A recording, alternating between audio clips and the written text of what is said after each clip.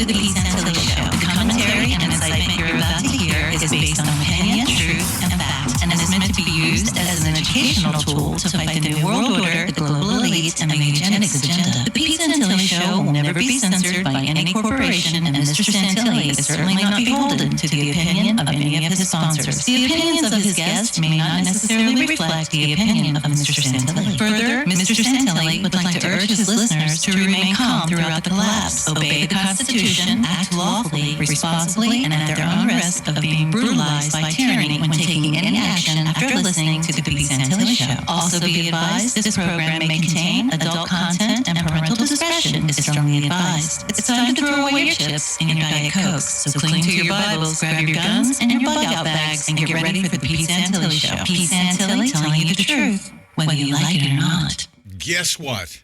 And what is that? 1,400 episodes. Yes. Okay? 1,400 episodes. Congratulations. Somebody, actually it happens when we start delving into YouTube, okay? You get the YouTubers that don't like the show. It just cracks me up, like people that don't like our show. Will just come in there and say, the music is just annoying. The music. Well, guess what? Guess what I tell them? What do you tell them? I don't care. Maybe you should go somewhere else. Because people like it. 1,400 episodes. Yeah. We have people that have been with us since, who was it that said that they've been with us since like episode 100? 107. That would be Tyranny Rival. Tyranny Rival was Yeah. We have a lot of 107. folks that have been following us for a long time. Our music is an honor and a tradition, okay? Mm-hmm. We honor, for instance, Bill Cooper now at the may his soul rest in peace, the Honorable William Milton Cooper.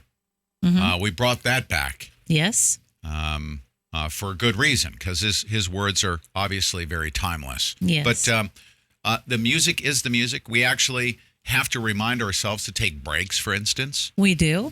We have commercial sponsors on our podcast. They have to drop in there. So it's just part of the new economy. I wish you could sit there as to, the YouTuber that doesn't like our show and complains about the music. But it's very difficult to actually serve up all of your free stuff while you sit there in your underwear and pick your nose and criticize the Pete Santilli show. But guess what? You are far outnumbered. Get a life, right? You're far outnumbered by... That's right. We've reached over 1,400 episodes. We've literally reached millions and millions of people. Yeah, and had to fight for every single one of them. Fight for every single one of them. And then here we are. There's nothing that has ever set us back. You could delete us on our Facebook pages. You could cut off, our entire network. You could do all of that stuff. It doesn't matter. We keep coming back. We try to find a way to get back, huh? And all we care about is who? Guess who we care about? You that's listening to my voice right now. That's right.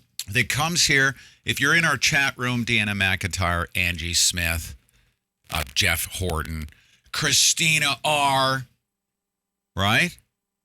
Stacy love Bullard. you guys. If we reach one of you, okay, and we have a conversation, and let's say it's the first time you're hearing the show, and you wake up to something, and you like it, and you feel comfortable here. This is what we come to work for each and every day. We've awakened and reached and touched and have been touched by millions of people over 1,400 episodes. It's a proud day for Deb and I to be here. We like even despite the adversity that we've been through, with our loving support, of course, we're allowed to come to work every single day. Thank you. But by the way, I do need to mention your support in this new economy is required to keep independent media going.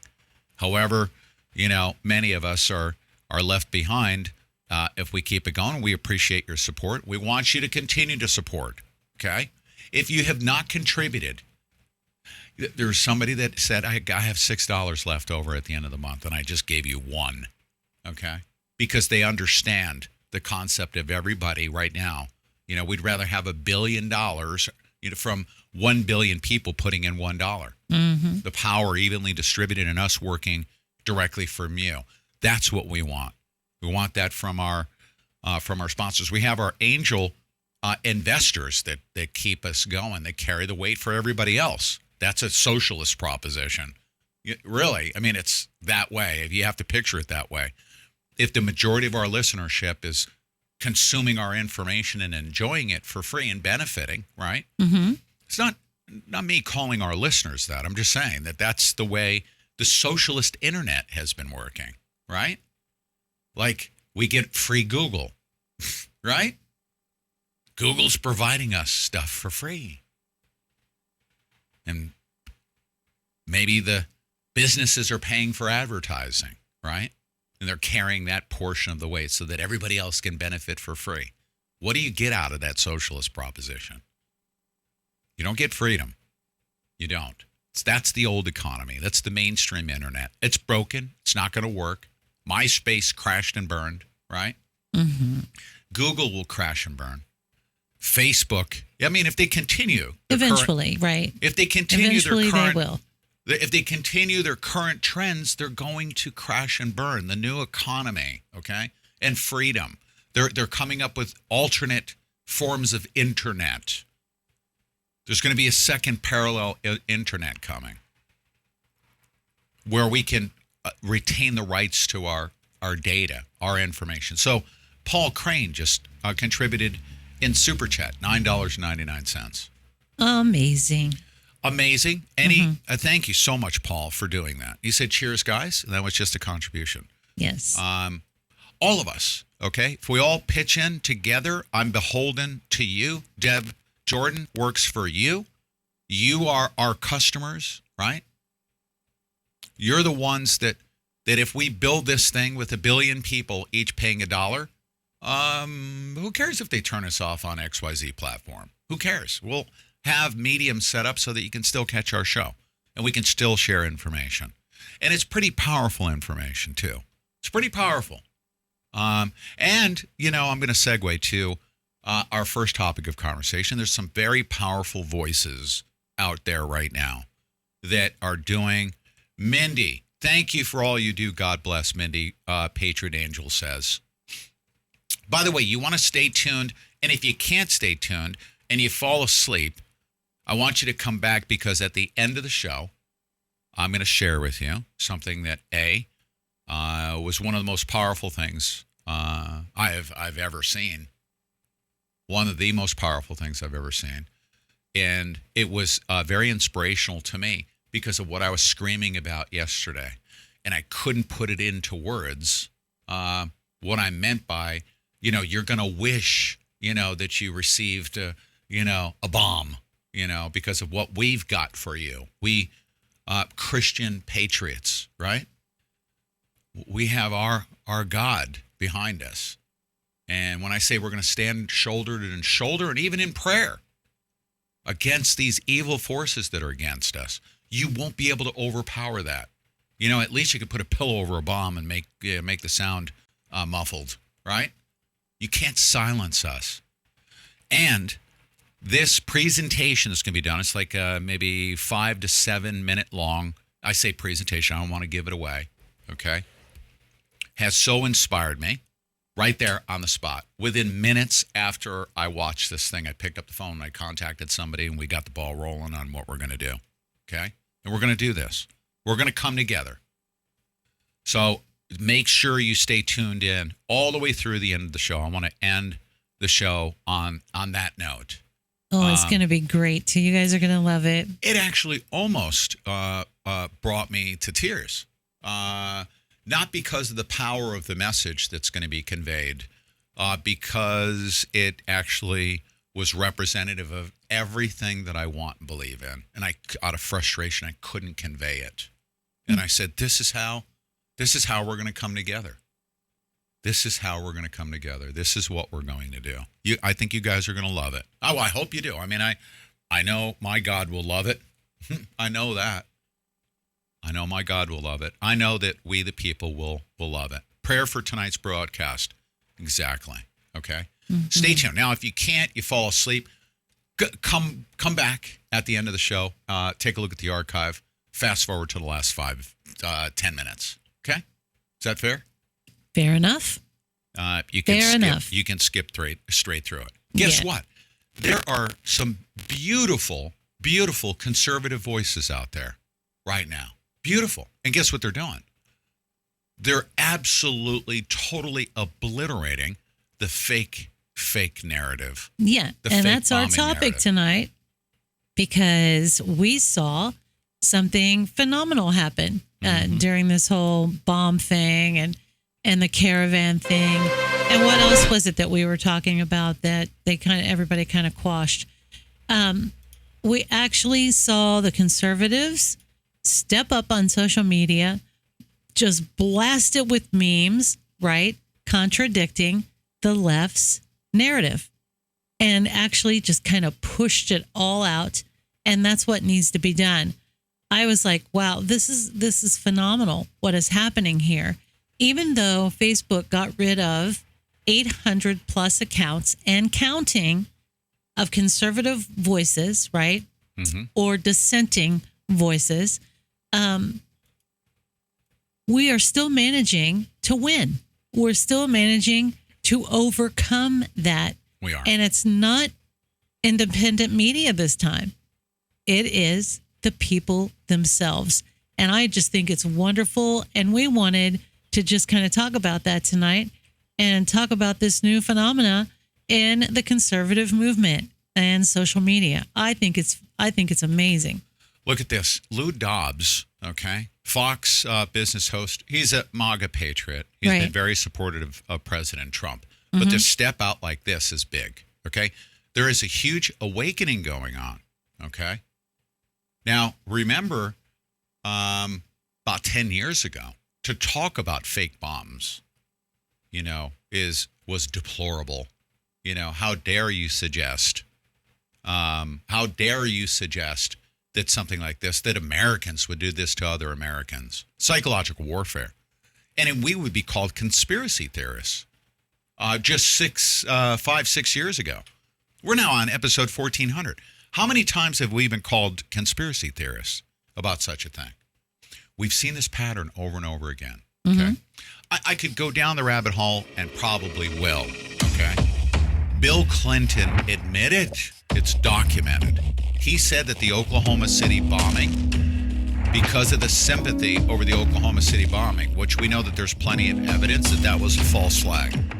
Okay. Timothy McVeigh was a person that not everybody thought he was. And that thing was done. There's so many anomalies. It's absolutely incredible. And President Clinton admitted that the Oklahoma City bombing got him reelected. The Clintons understand the power of the horrifying fear of the terrorism that they bring to other countries and now to this country. Okay? All right, you guys. I'm going to share with you a couple of quick things, such as our telephone number, okay, in this first break that we do, all right? And this break is designed, by the way, when we do music, we drop, actually, I'm talking through it. I'm not breaking for a commercial break. It's kind of nice. In the future, we're going to have those ads drop in. And guess what? So be supportive of that. I would appreciate it if you're supportive. We get a small business that's sponsoring the show. Be attentive. Support those businesses that are supporting independent media. They're literally going to be laying their business lives on the line to help us convene, get together. We have a right to freely assemble on the internet, don't we? Not just speak freely. We have a right to assemble together. When they cut Pete Santilli off from 20 million people, it's not about Pete Santilli. When they cut Alex Jones off from tens of millions of people, it's not about Alex Jones. It's about those people convening on Alex Jones' show and saying, oh, my goodness, what am I learning? Oh, my goodness, yeah, he's got a good angle on this. They like his show. Those are tens of millions of people that are cut off, okay? I want your voices to be heard as well. We open up our telephone line, 563-999-1449, okay? Our live streams, okay? You'll see that the live stream here, hold on a second, I'll put it up. It's PeteLive.tv. When we get shut down on one channel, we just pick it up and we actually just redirect PeteLive.tv wherever we need to point our live show. Fortunately, we're okay on YouTube right now. It's okay. Yeah, we're doing okay. They'll start to get really concerned because, see, they've effectively throttled us back to where not a lot of people are actually convening, okay? Your right to freely assemble doesn't exist with the Marxists at YouTube that want to cut us off from you. They think that you can only convene if there's a 9-year-old that's dressing up, 9-year-old boy dressing up like a woman. Then millions of people will see that. They'll put that on full blast. Mm-hmm. That's what they want. They want you stripped of your penis, and just tape it to the back of your ass, and dress up like a girl and just go ahead and lose your sexuality. They want that. It's social engineering, by the way. Okay? They want everybody to do that. It's a method of freaking population control. Mm-hmm. Okay? They also want to present other portions of their narrative. Okay? Here on YouTube, they've been nice to us. We'll have a small group of people. That's fine. We'll grow our audience back. I have full faith. If we get cut off, just remember PeteLive.tv. All right? Our audio lines. You ready? You can actually tune in. I am now set up. As a matter of fact, immediately following the show, we're going to keep the stream going. We're going to cut it over, and you'll be able to watch the stream all the way through the night. I'm going to be, don't tell anybody, okay? I'm going to be restreaming Alex Jones. I am. Oh, don't tell anybody. Don't tell anyone. Mm-hmm. I'm going to restream it. It's not going to say it in the title that we're restreaming Alex Jones. It's going to be on our stream. We're going to rebroadcast segments. It's important work that he's doing right now. Just picture this. There's a reason why, okay? It's not because they're picking on Alex Jones. They wanted to come up with all kinds of excuses for taking Alex Jones out, didn't they? They wanted to come up with excuses. Well, he's Sandy Hooker, and he's loud, and his voice is gruff, and, he hates speech and talks about guns. But they come up with all these excuses. Here's the reason why they're doing it, ladies and gentlemen. They don't want you listening to his interpretation of what happens when fake bombs get shipped everywhere. Right. Because he's been talking about it for years. People are coming wide awake to it, and millions and millions of people have come awake to false flag attacks. He called it. I listened to his voice. We heard it. 1, 2, 3, 4. As he was telling everybody, oh my goodness, they're taking me down on YouTube. Oh my goodness, they took me down on Facebook. And he said, this is why. Because a false flag attack is going to come. It's going to come. They're getting ready to do it. They want you cut off from me because I know what they're doing. And they don't want you to hear what I'm going to call. And that is that the intelligence services, the deep staters that are left behind under John Brennan, okay? Under John O. Brennan, the same guy, the Muslim Brotherhood sympathizing, jihadist, global Islamic terrorist, former CIA guy, anti-American, hijacked the Central Intelligence Agency and is now running black operations behind the scenes. He's doing that. I know he is. As a matter of fact, he needs to prove to me if there's any connection. I want him held up for treason and the appropriate penalties per law enforcement or whatever it is that they do. Right? Bring him up and hold him accountable. They do not want you to hear this interpretation. Alex Jones has studied this for decades. I've heard him. I know him inside and out. I hear his voice in my freaking head. Okay? Because I've listened to him for years. He's been calling for this. They don't want you to hear what's going on. What did they do? They cut him off, and then they launched their little false flag attack. I'm going to even say right now, these fake bombs may be just a preconditioning of what may be to come. You need to get your hackles up. You need to stay tuned to those people that know what's going on. Let's go to Fox News business host Lou Dobbs, claiming that the bomb threats were flat out fake. What's wrong with that picture in the United States of America? Just making that claim by a prominent conservative figure, saying that the bombs were fake, okay? This is what he said. Conservative commentator Lou Dobbs, who has hosted his economic show on the Fox Business Network for more than 7 years, suggested the suspicious packages intercepted Wednesday were not real. Fake news, fake bombs, he said. He wrote in a now deleted tweet Thursday morning, who could possibly benefit by so much fakery? John Brennan. John Lennon. Where did that come from? John Brennan? Mm-hmm. Could John Brennan benefit from that? His little deep state operatives that are loving the whole global Islamic terrorism movement that he's got going on behind the scenes? John Brennan, President Trump knows that you were in Jeddah, Saudi Arabia, and approved the student visas of the 9/11 hijackers. That John Brennan that was working at the CIA station in Jeddah, Saudi Arabia. Who's going to benefit from this thing when President Trump came in and took away his deep state, wham, and pulled it out from underneath him, and then went after the intel services? Chuck Schumer says President Trump better be careful because they got 6 ways to Sunday to get back at you. I'm going to tell you something right now. We have 12 ways that we're going to have you hanging by your balls.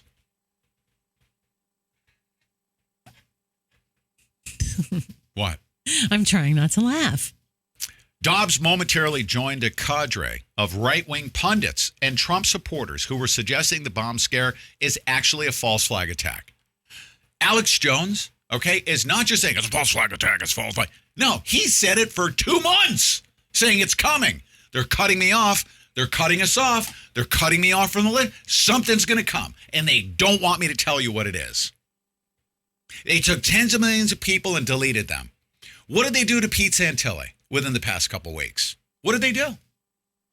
Deleted me from Facebook, throttled me back on Twitter, throttled me back on YouTube, did all that stuff. Why? Because I know exactly what they're doing as well. Why? Because I listen to Alex Jones. I've studied this stuff for years. I've watched their patterns over and over and over again. And I've also talked to the good guys, my friend, who was at the CIA, that talked about what they do. He was in charge of going and, quote unquote, cleaning up Fast and Furious for Eric Holder.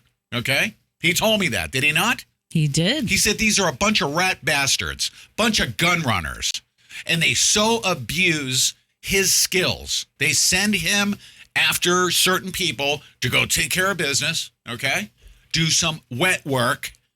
And he's like, what the hell they got me doing this stuff? You know, and he just does what he's actually signed up to do. He's got to take care of business, right? He doesn't ask questions. He just does his things. But he wasn't necessarily feeling guilty about it. He just believed at the time when he told me this, that we were right on the verge of a military coup when Benghazi happened. They called a stand-down order. He was there on the ground 3 days after Benghazi. He knows that they were negotiating arms from Al-Qaeda in Libya to be shipped to Al-Qaeda in Syria. He knew this. He knew it was wrong. And the military command was actually so upset they were about to have a military coup. This is very real. They don't want you to know the truth when a false flag attack happens. If you think that there's conservatives out there that are mailing bombs, you're a buffoon. You're a dum-dum.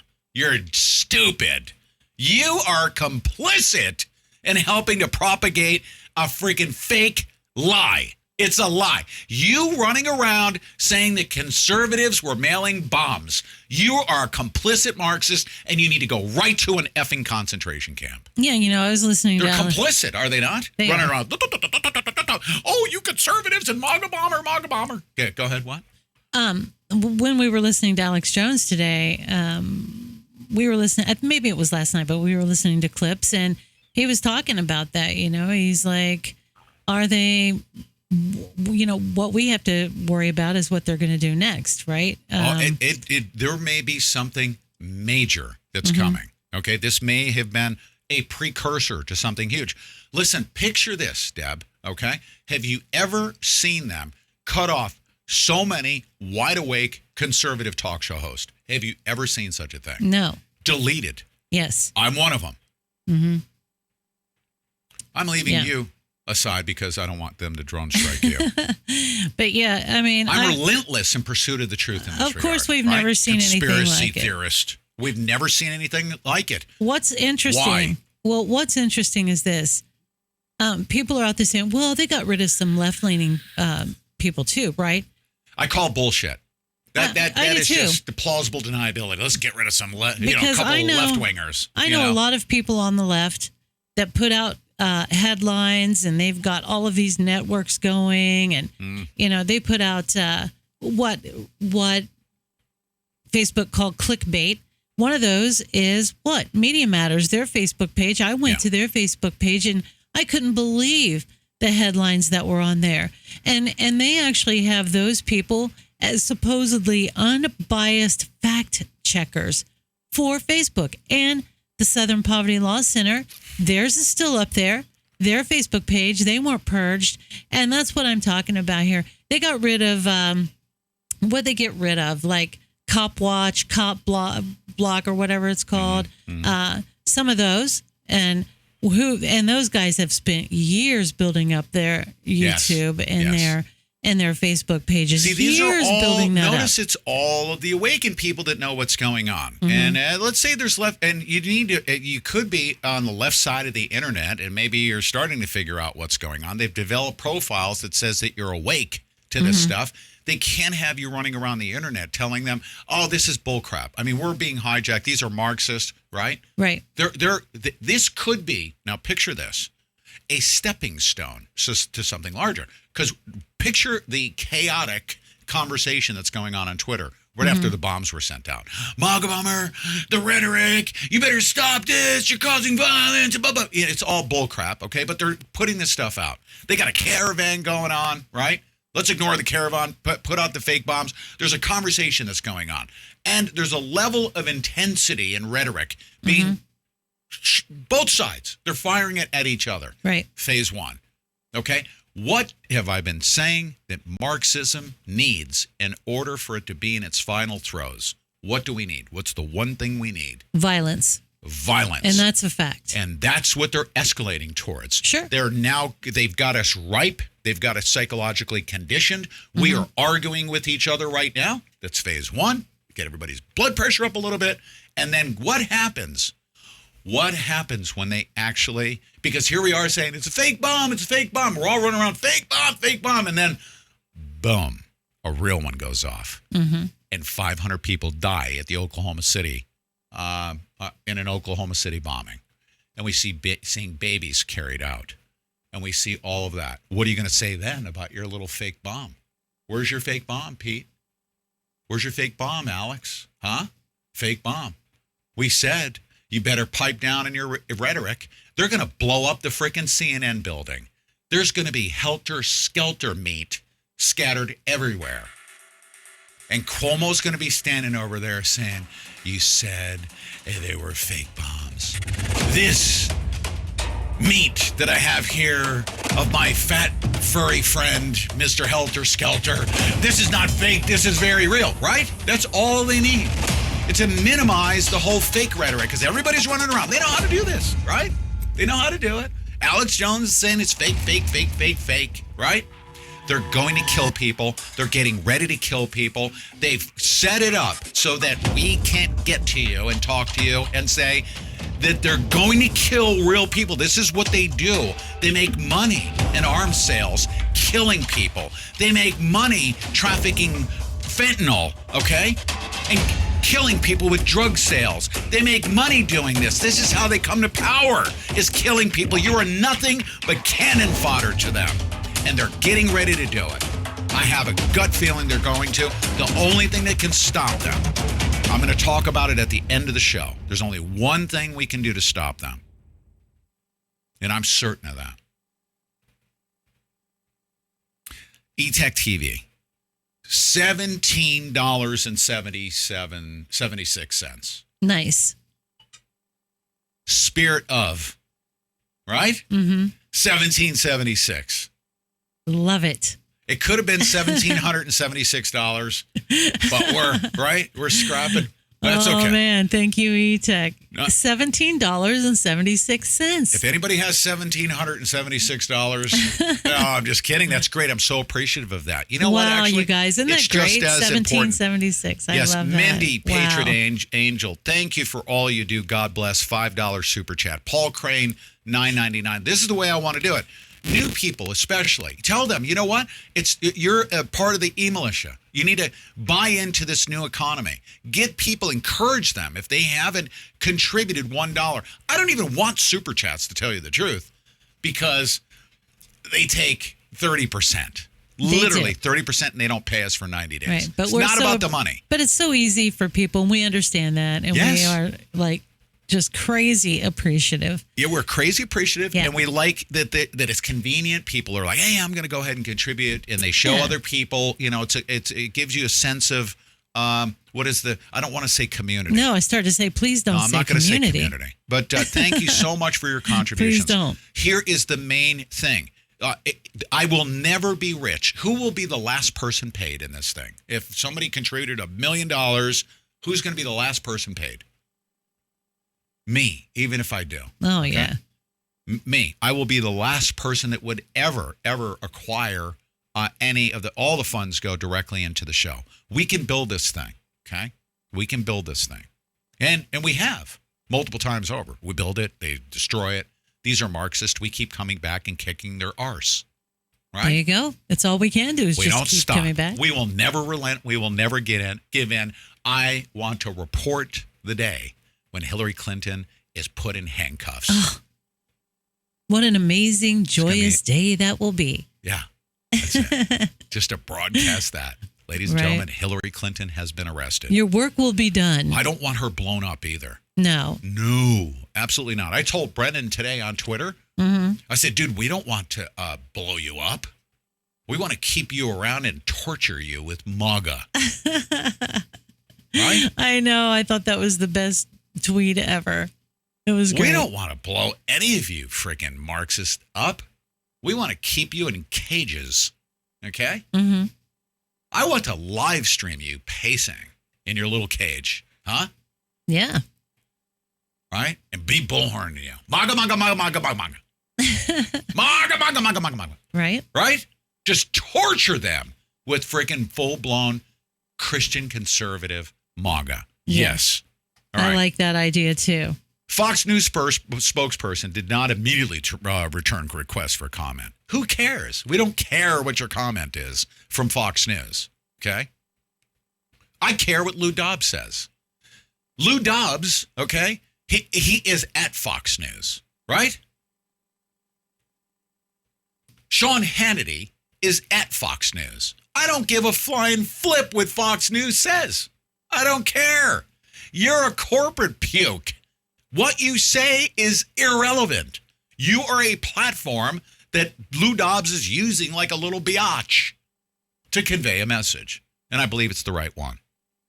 I don't care what Fox News says. Well, he keeps talking like he is. It won't be long, right? Devices suspected to be pipe bombs were found addressed to several prominent Democrats Wednesday. Of course, none of them blew up because they mailed them to themselves. One day after one such package was intercepted outside the home of progressive donor and frequent conspiracy theorist Target. Conspiracy theory Target.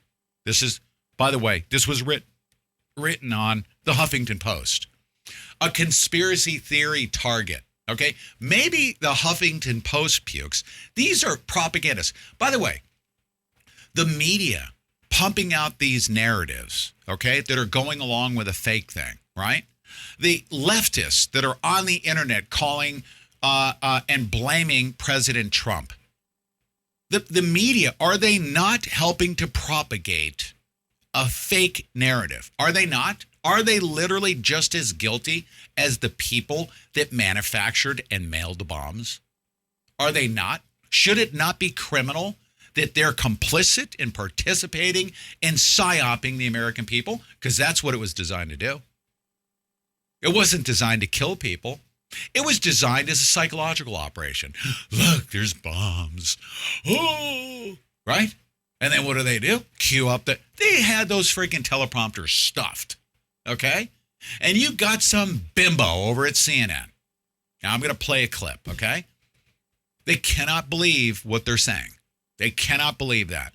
They're literally a Marxist propagandist that is complicit in this crime against humanity. They are. If you are a leftist and you're out there putting out this false narrative about Kavanaugh being guilty until proven innocent, okay, you're unconstitutional. You're an enemy of the American people. Argyle. Oh, look at that. $25.38 minus 30%. is 1776. Very nice. Look at that. Woo! Wow, we have some mathematicians in our audience tonight, too. Yeah, but I mean, nice. I will say, thank you very much. And YouTube, okay, we'll be kind to YouTube. They're helping to reach you, right? Right. I got to tell you what. And they'll take their 30%. We use quite a bit of bandwidth over there. Right? I got to tell you what Dawn Langford said on Facebook. She said, how come the View didn't get a device? How come the View didn't get a device? Why didn't they? Right? Yeah, another one was sent to CNN's New York headquarters, prompting an evacuation that could be heard. Okay? We don't want Skelter or anyone at CNN to die. I don't want Cuomo to die. I want to keep him around and torture the effer. Yes. I want to torture with MAGA. him. I want, you know what I want? I want to, with MAGA. Win. MAGA. I want him showing up to work every day like, oh my God, I got to do this again. This is just awful, right? They're just kicking our butt, right? Those MAGA people are driving me crazy. 5 guys at CNN and Nancy Pelosi that they're interviewing, and that's all they have left. Mm-hmm. Like everybody from the Democratic Party has left them. They've abandoned. They have no more money. They have no more viewers. They have no nothing. And they're still reading their teleprompters. That's what I want for them. A slow death, meaning that he's going to give himself a heart attack. Like, I have to read this. I have to read this on the teleprompter again. Torture. I can't even walk out the building. Like, people hate me. Even the Democrats hate me. Yeah. Because they found out that I'm a Marxist propagandist. Mm-hmm. Well, that would make Democrats love him. Huh? Yeah. Democrats? No, I don't believe that. I don't believe You really don't. That once the Democrats find out, I think this is where President Trump is confident. He said, we'll be bringing people together. He's like, we will one day, right? Like, he's about to make an announcement. Like, ladies and gentlemen, I don't know. Hillary Clinton is actually an alien. I'm not necessarily looking forward to them bringing everybody. I know there's a lot of people out there right now preaching this whole kumbaya, let's get together and, let's stamp out whatever, I don't know. I don't know necessarily. I'm waiting, I guess, to see because you have a family member. Okay. They're your family member. If you introduce them, Uncle Bob. Okay. And he's a Democrat and he acts on Facebook like a Marxist and you banter with him back and forth. Right. That's your Uncle Bob. Okay. And then all of a sudden, Uncle Bob walks up and you say, I told you. Dude, I told you. Right. Uncle Bob says, yeah, you did. You've been saying it for years. You've been saying it for years. And I didn't believe it. And I thought you were a conspiracy theorist. And I was just rooting for my home team. Well, the problem with that is that's great. That's a great analogy. But the opposite is happening in my family, without mentioning any names. Uncle Bob is turning into a Marxist, and they're going full retard when it comes to liberalism. It's crazy. I'm not saying that the conversation's not going to be vigorous. Right now, it is escalating. It's a very vigorous conversation. Right. They are so conditioned to believe that what they're doing is right, and they don't see that it's Marxism. Yeah. They're boiling frogs. They don't see it, okay? They've been told that, whatever it is that they're told about President Trump. I mean, they're literally just brainwashed to believe he's a racist, he's a Nazi. I mean, all these people are terrible. You got to go get them. They're so brainwashed. They can't even see on the other side of the freaking street that there's human beings over there. Can't even see that it's your family member on the other side that you want to shoot and kill. Right. Well, I put up a meme. I put up a meme today on my family Facebook account, right? And the meme was of it was of Barack Obama, and he has the hoodie on and the glasses on like the Unabomber. And at the top of it, it says the FBI has released this sketch of the person they believe is Do you have that link saved in headline news so that I could share it because we're doing visuals? Do you have that by chance? No, I don't. I didn't think so. All right. Don't worry about it. We'll get a copy of it and share it with everybody. Yes, we will. And I'm sure most everybody has seen it anyway. But I want to share information with people, not just consume it. There we go. There you go. Yeah, Very nice. Give me that picture. Okay. Okay, thanks. So anyway, somebody in my liberal family, liberal side of it, and there's not very many, to be fair, but they commented on my post and said, you ought to get back to the hills of Kentucky and stop worshiping your dictator. And I was like, wow. I was like, spoken like a true Marxist. Yeah. What is? What is? You could tell me who I can. What vote is for it? and who I can't. You to send them, to the meme tards over there. Send them a message from me that I like my penis potato boat. What's that mean? It's a dictatorship. Dictatorship. A penis potato boat is a dictatorship. That's right. You're terrible. You're just terrible. I can't even say. I don't think you're I'm allowed so to offensive. say. Thank you. You're the most offensive talk show host on the. Look at this. 1776 plus 762, 25, 38, 30%. From E-Tech, look at $7.62. I love that. He just upped the ante. Thank you so much, E-Tech TV. Rich Garboski, thank you so much. Thank you. Major milestone. All right.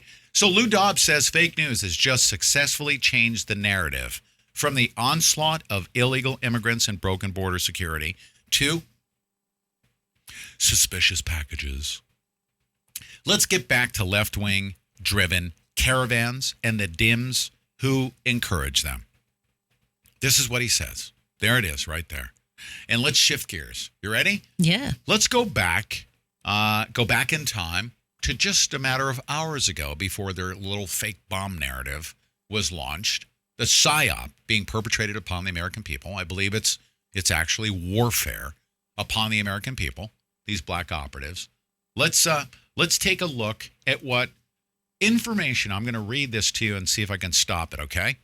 Information we have about who's creating these caravans. Nikki Haley's come forward and said certain things about who has actually started this thing. Nikki Haley, unmasked, who is encouraging the caravan and what their motive is behind it, okay? Haley, American ambassador to the United Nations, has pointed America in the right direction to make sense out of the caravan, okay? Let me see if I can move over here.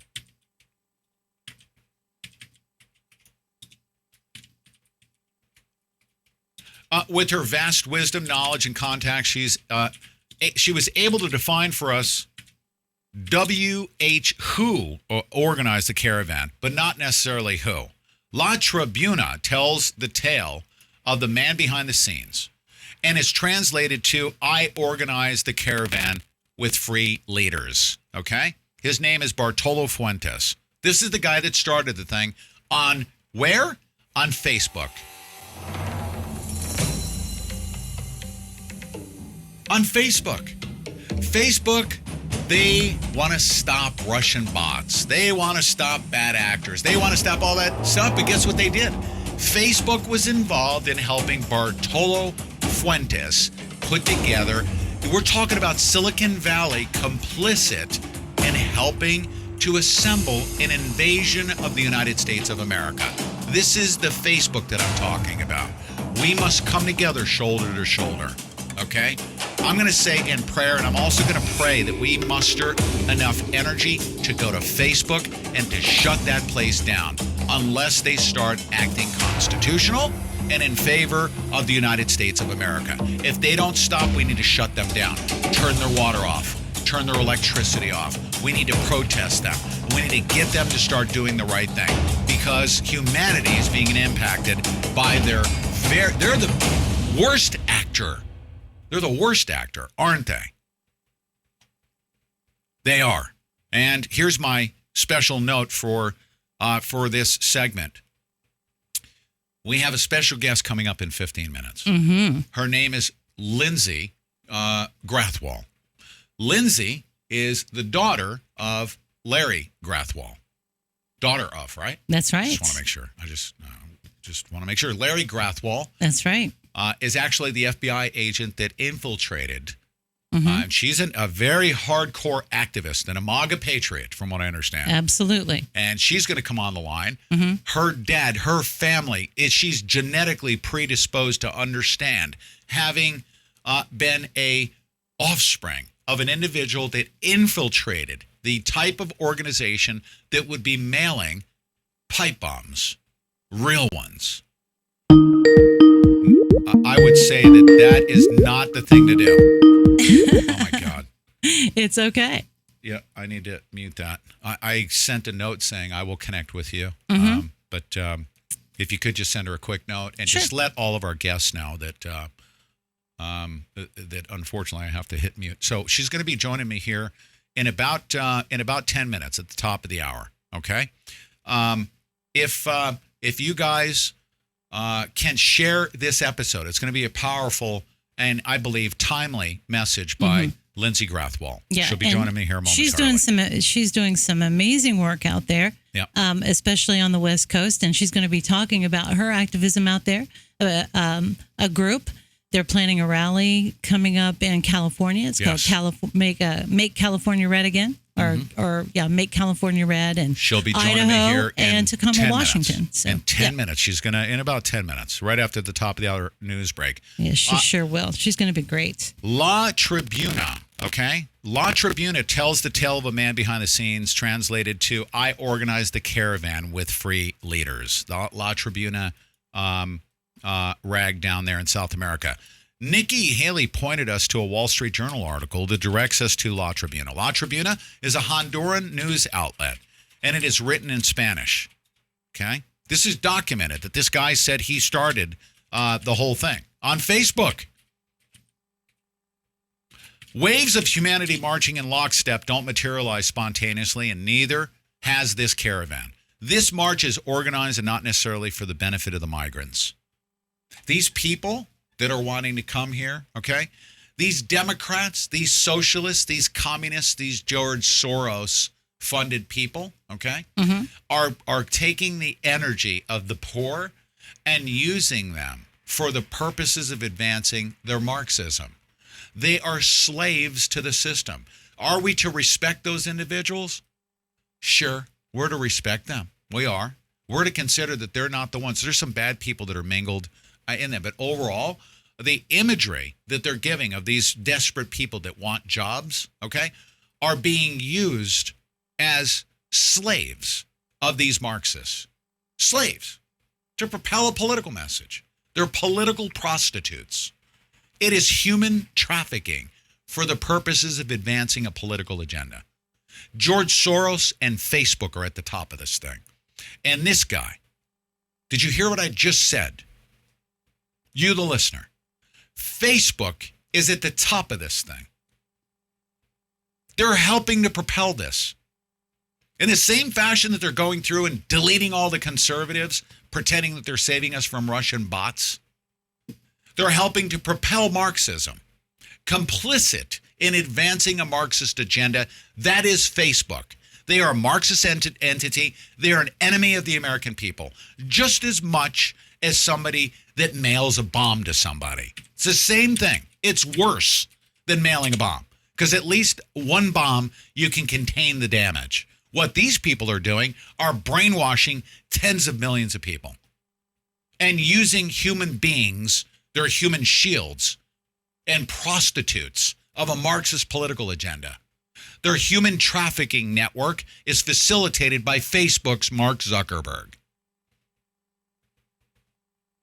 Waves of humanity marching in lockstep don't materialize spontaneously, and neither has this caravan. The march is organized and not necessarily for the benefit of those migrants. Mr. Trump has good reason to turn it back, the Wall Street Journal writes, in the caravan to nowhere. NBC News, 5 myths about the Honduran caravan debunked. Short answer, take what President Trump and Getz say about the caravan. However, translated from La Tribuna, we find out that an active member of the controversial Expedition of Freedom and Reform Institution, Bartolo Fuentes, acknowledged that it was he who organized the caravan of migrants through Facebook. He admitted it in their newspaper. In their newspaper. Imagine that. Yes. This guy is aligned with Marxists. You do some research on this guy. La Tribuna further stated, he said that it is not the first time that he has organized a caravan of immigrants. The government of Guatemala and Mexico have spoken out against that group. Looks like Bartolo Fuentes bit off more than he could chew. He was actually arrested. Especially after President Trump threatened to stop funding to that government. But this is the man that actually kicked this thing off. Fuentes ended up in jail and then deported back to Honduras thanks to President Trump's threat to withdraw aid. Reuters confirmed that Fuentes was detained in Guatemala on Tuesday as the U.S. government threatened to withdraw aid from both countries and El Salvador if the flow of migrants north to the United States was not stopped. I want to know who paid for his Facebook ads. I want an audit of where that money came from. And if $1 came from George Soros, hem that guy up, okay? Hem him up. If it came from anyone in the United States, if any money was shuttled down there, okay? And you know they're going to be able to track this stuff. Oh, absolutely. They'll be able to track this stuff. Yep. I couldn't agree with you more. They can investigate this. Yep. And staging an invasion of the country through your little Facebook ad network, okay? I want an audit of Facebook ads. That money got shuttled right into Silicon Valley. Silicon Valley, Facebook, is helping to propel a message of an invasion of the United States of America. This is Mark Zuckerberg taking money from the freaking communists. This guy was put in jail. Mark Zuckerberg needs to be put in jail. The migration did not stop altogether and has swelled now in numbers currently to, they're saying 7,000 here, but the Wall Street Journal quoted Fuentes and that he has said he did not expect the caravan to grow so large, which raises the question of where the financing for the marchers is coming from. The question every American is asking right now, too. Where is this money coming from? Follow the money trail and arrest the funders. Arrest them. Paying for an invasion of the United States of America should be illegal. I think it was the last time I checked. Is it not? Oh, it is. Mm-hmm. Where's the funding coming from? This Kristen Nielsen, this pillow-biting DHS secretary, okay? What? Oh, my goodness. Sir, yep. President Trump needs to fire her. She needs to be out there saying, we're researching this, okay? They're not talking about that. Why not? Why are they not? Are they that freaking incompetent? Are they that incompetent or complicit by not doing anything, right? It's kind of like the $1 trillion that was missing that was never spoken of after 9/11, after that missile just hit the freaking filing cabinet at the Pentagon that contained all that information. $1 trillion missing, where the accountant was doing all the auditing. The missile hit the accounting office at the Pentagon where they were researching where the $1 trillion went. Oh, gone. And then let's just sweep that under the carpet, you know? And then cut off Alex Jones because he's out talking to people about Sandy Hook, right? No, he was talking about 9/11, wasn't he? For years. Oh, definitely. A lot. And a lot of people were coming awake to it, including me. I came awake to 9/11 by listening to Alex Jones. That's what they can't have. They can't have you left-wing libtard brainwashees all of a sudden coming awake, because you're going to be the most pissed off at the Marxists that are leading you off a cliff. You're going to be the most upset. We already know what you're doing. We conservatives. That's why we've been buying guns for years. For 240 years, right? Buying guns and ammo, stock them up, and just live life and be prepared to defend our country and against something stupid happening like what's happening right now, right? In case you want to take us over and start grabbing our guns. For 200 and something years, we've been preparing for this, haven't we? Our founding fathers set it up that way.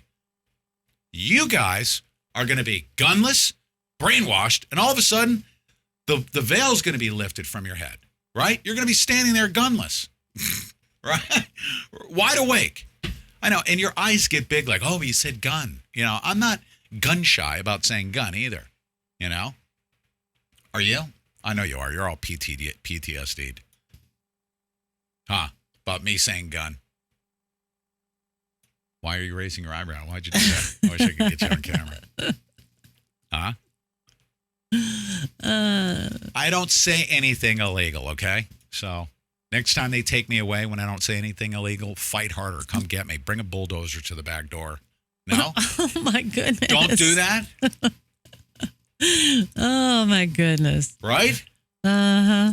I'm just kidding. No, I could just see it. If somebody came in with a bulldozer, I told them to handcuff me to the... Here's the thing is like, I'm the one sitting... I'm joking. I'm the one sitting there in the courtroom and watching all of this, watching the replay on the Jumbotron. Yeah. Yeah. You know what I'm thinking to myself? Well, what's that? While you're sitting there cringing about the stuff that I say on the Jumbotron, I'm like, since when is being a radio talk show host, okay? They should have actually read me my Miranda rights at the beginning of every episode. If everything I say can and will be held against me in a court of law. I was literally saying, why wasn't I read my Miranda rights? Believe me. Why is that information being put on the Jumbotron? But more importantly, why are the people in the gallery and the American people allowing it? Why are they allowing this to take place against a radio talk show host? That was the most disgusting thing, was that it was being allowed. Right. And the attorneys couldn't say anything because they got to come back to work tomorrow. You know, they got to preserve their careers, you know. Right? It was a long uphill battle, that's for sure. Yeah. I'm going to go full-blown freaking Tommy Robinson on everybody. I'm telling you. Huh? Right? Criminal organizations and governments like Venezuela would benefit from chaos at the U.S. border that embarrasses the Trump administration before the election. That's what this is about. It is fabricated. It's fake news. It's fake bombing, okay? It is fake, fake, fake, fake, fake. If you want to know why talk show hosts are getting deleted from the internet, is because we know that what is happening, especially to you Democrats, is going to cause such volatility that they will have no choice but to gash you, okay? They are going to gash you. Larry Grathwohl spoke of these words. They actually planned for what I'm talking about. They said that some of you will be so belligerent that they're going to have to send you to re-education camps, and upwards of 25 million of you will have to be exterminated because you won't be able to be re-educated. That's what they're getting ready to do. Larry Grathwohl reported that as an FBI informant to the FBI. He infiltrated the organization that Bill Ayers is a part of, that Barack Obama is a part of, that Eric Holder's a part of, that all of these Marxists in power, okay, including John O'Brien, they've all taken over the intel services. They want to kill tens of millions of people. The fake bombs, the reason why they didn't go off, you know why they didn't go off? Because they were mailed to prominent people. They're only going to kill you if you're not so prominent. You, people like you die in things like Oklahoma City bombings. They love bloody children on the news. It's very traumatic. It helps them win elections. Okay? Those aren't prominent people. The not so prominent people, they get turned into hamburger meat. That's coming to you. Those are going to be real bombs. Get ready for it. It's coming. It's coming. The Pete Santilli Show, telling you the truth whether you like it or not. Hello there. I noticed that you're one of the people who supports Pete Santilli on his webpage. I just want you to know that thousands of us are very, very angry, and soon that's going to be 100,000, perhaps even millions of us, very, very angry at this man who said that he would like to Hillary Clinton in the... What difference at this point does it make?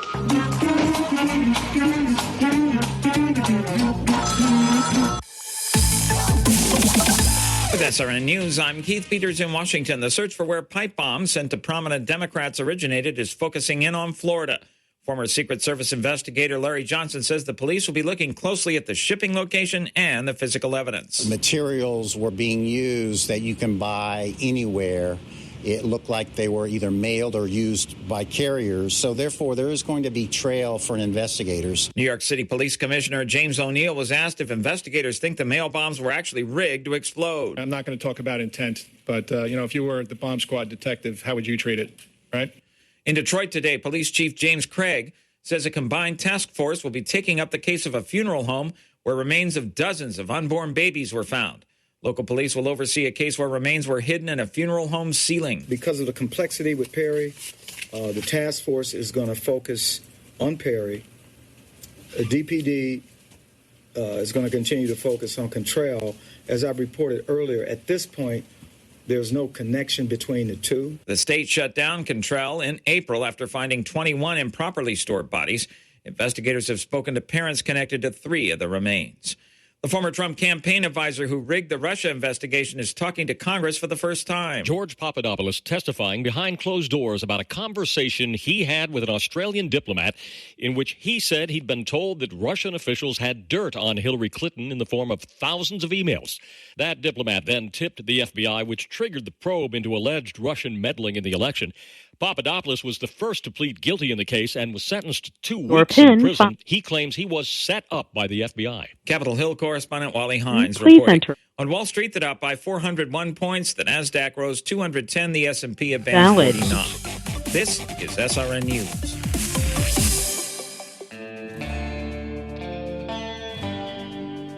From sweet and spicy to fiery, bold, and full of flavor, Brother Doc's is not your typical beef jerky. Never dry and brittle. This jerky comes beautifully packaged with large cuts of meat that are moist, tender, and chewy from beginning to end.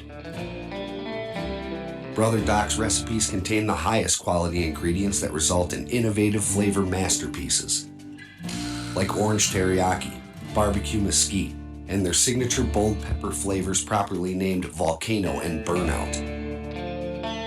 Moderate pricing and great flavor will have you in beef jerky heaven. Go to sbn.buzz/brotherdocs to place your order so Doc knows you heard about him here on the Pete Santilli Show. It's true what they say about Brother Doc's beef jerky. One bite and you'll be a believer too. The annual State Fair of Texas had thousands of visitors stop by the Fair Gospel booth this month in the city of Dallas. SRN's Patrick Foss was there, and he files this report. This woman was asked why God should let her into heaven. Because that's a good question. Well, I can't say because I've been a good person. I really don't know. This man said he's not a Christian, but he does believe in God. I wouldn't consider myself like a Christian, but I do pray. I feel like it's a journey, you know, and everyone's on their own little path, and they'll eventually hit their knees one day. There were plenty of Christians who wanted to give a testimony at the gospel booth. I believed in you, that I followed you, and that I know you died on the cross for me, that I was put on this earth, you know, because of you, and your father sacrificed his only son for us. These young girls wanted us to know. Hundreds gave their lives to Christ during the 3-week run of the state fair. Patrick Foss reporting. This is SRN News.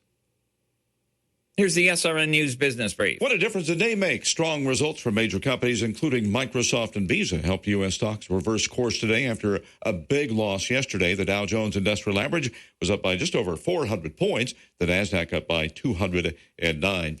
Orders to U.S. factories for big-ticket manufactured goods slowed down significantly in September. Here's correspondent Ken Lorman. The Commerce Department says demand for durable goods edged up a slight 0.8% in September, a sharp slowdown from a 4.6% jump in August. The swing was heavily influenced by the volatile aircraft category, which fell 17.5% in September after having surged 63.7% in August. That is correspondent Ken Lorman reporting. The Nasdaq Composite added 209 points today. Bond prices fell. With business, I'm Bob Agnew. More details at srnnews.com. I'm Keith Peters in Washington.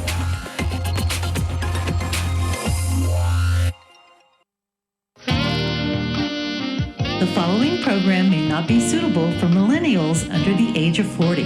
Parental discretion is strongly advised. And now, the most offensive radio talk show host on the planet, Pete Santilli. And Lindsay is standing by, and all of my guests, they get really worried. They're like, what did I get myself into? He's the most offensive radio talk show host on the planet, but don't worry about it, Lindsay. She's standing by. Before I bring her on the line, this is what I want to do for everybody, okay? I want to introduce you to somebody, if it's the first time you've ever heard the name, Larry Grathwohl. He became a member of the Weather Underground organization, as an undercover operative for law enforcement agencies in Cincinnati, right here in Cincinnati. I'm going to play this. This is going to be the start, and then I'm going to have Lindsay speak to you folks about how true it is that this is what they've been gearing up for decades. This Barack Obama Muslim Brotherhood sympathizing, these Marxists that have been behind the scenes preparing for this for decades. Larry Grathwohl infiltrated and figured it out, and this is what he said. Listen to his own words as to what he discovered about these people right now that are launching fake bombs, some of who actually had real bombs. His role within this organization was to carry directives from the Central Committee to the operating units in the field. Okay? I brought up the subject of what's going to happen after we take over the government. We become responsible then for administrating, 250 million people. And there was no answers. No one had given any thought to economics. How are you going to clothe and feed these people? The only thing that I could get was that they expected that the Cubans and the North Vietnamese and the Chinese and the Russians would all want to occupy different portions of the United States. They also believed that their immediate responsibility would be to protect against what they called the counter-revolution. And they felt that this counter-revolution could best be guarded against by creating and establishing re-education centers in the Southwest, where we would take all the people who needed to be re-educated into the new way of thinking and teach them how things were going to be. I ask, well, what is going to happen to those people that we can't re-educate, that are die-hard capitalists? And the reply was that they'd have to be eliminated. And when I pursued this further, they estimated that they would have to eliminate 25 million people in these re-education centers. And when I say eliminate, I mean kill. 25 million people. I want you to imagine sitting in a room with 25 people, most of which have graduate degrees from Columbia and other well-known educational centers, and hear them figuring out the logistics for the elimination of 25 million people. And they were dead serious. Now, Lindsay Grathwohl first came on my radar when I saw her as an outspoken activist who had been featured in a role in the film America Under Siege. She knows firsthand what the violent left is capable of. She's the daughter of Larry Grathwohl, who you just heard from. She understands what we're talking about today and what we're going to talk about. Today, Lindsay stays active against sanctuary cities in California. She knows who Barack Obama is and Bill Ayers, his mentor, is. And she's literally dedicated her life to continuing to spread this powerful message of truth about who our adversaries are that have even hijacked the Democratic Party. These are Marxists. But I welcome to the show. That was a big introduction, Lindsay Grathwohl. Welcome to the Pete Santilli Show. Thank you so much for having me. Thank you for being here. Now, I'm gonna throw to you. I want you to not just consider this just an interview with Pete Santilli.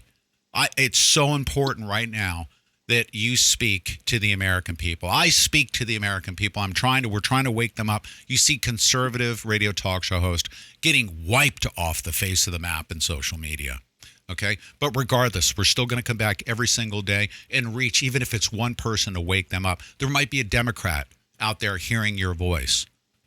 You have not only studied this, it's almost genetically predisposed, is it not? You were raised as an individual that is wide awake to who this entity is. It's been working for decades to do what they're doing right now, aren't they? Absolutely. People talk about being red-pilled, and for me, that was a really alien, term, because for me, I was never red-pilled. I mean, I was taught this from day one. So yes, this is like in my DNA. see this stuff going on, and it's chilling. It's chilling to watch my dad and what he said, 30 years ago and what we're dealing with today. Yeah. Now, your dad, was he quiet about him? And at what point? Tell us a little bit about your history with him and how you came awake to this stuff. Did he talk with you out in the open, saying, "Okay, you're going to be full blown MAGA one day, and you just don't know what that means"? I mean, he didn't say that to you, but he actually helped educate you on who these evil people are behind the scenes, didn't he? Absolutely. I was little. I was very, very little. And it's kind of funny because when I was probably about 4 or 5 years old, and my dad, I'd hear him talking with people, and he would talk about the weathermen. And at 4 and 5 years old, I'm thinking weatherman, like a weatherman on TV. I had no idea of what he was talking about. But I from the time I was able to understand what people were saying, I have been hearing the stories about the Weather Underground and what he did. And was he an FBI agent, or was he an informant? Was he a full-blown agent? He was an informant. How that all happened, and a lot of people, when they think of informant, they think of it's somebody who is doing it to get out of trouble. That's not the case with my father. My father, actually, when he came back from Vietnam, he used the GI Bill to go to school at the University of Cincinnati. And while he was, he was there for, I don't know, just a couple months, and he ran into the SDS, who were recruiting people to go up to the Days of Rage in Chicago.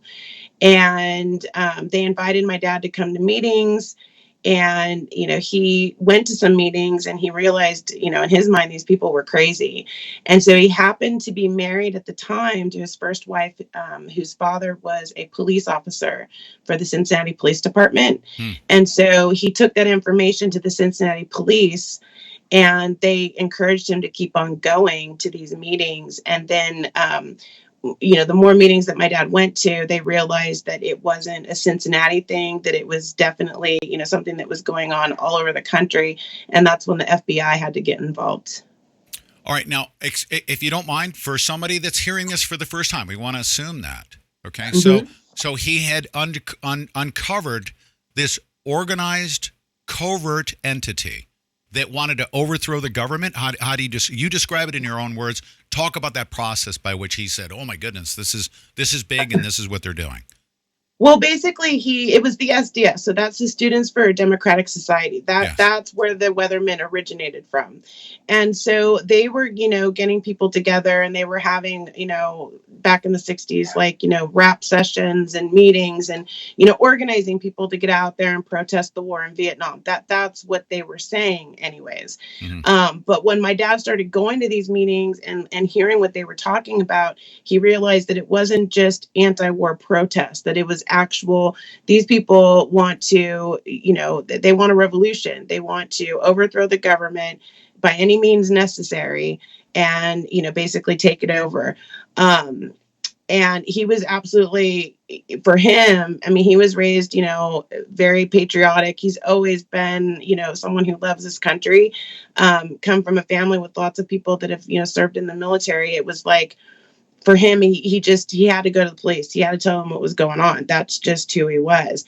And he was able to gain the trust of the SDS and the people in that group to where they kept on inviting him back. And one of the things that they liked about my dad was the fact that he was he was in Vietnam, and he had experience with making bombs, guns, ammunition, those types of things, which a lot of these people that were in the college campuses, they didn't have that experience, right? They were all college kids. A lot of them came from, pretty wealthy families. They hadn't had any experience with what my dad did. And so they wanted him. And so he was able to gain their trust. And so that's how it started. The SDS is where it all started. But the Weather Underground ended up branching off from the SDS because they were the more militant part of the SDS. And they wanted to, those were the guys like Bill Ayers, Bernadine Dorn, Mark Rudd.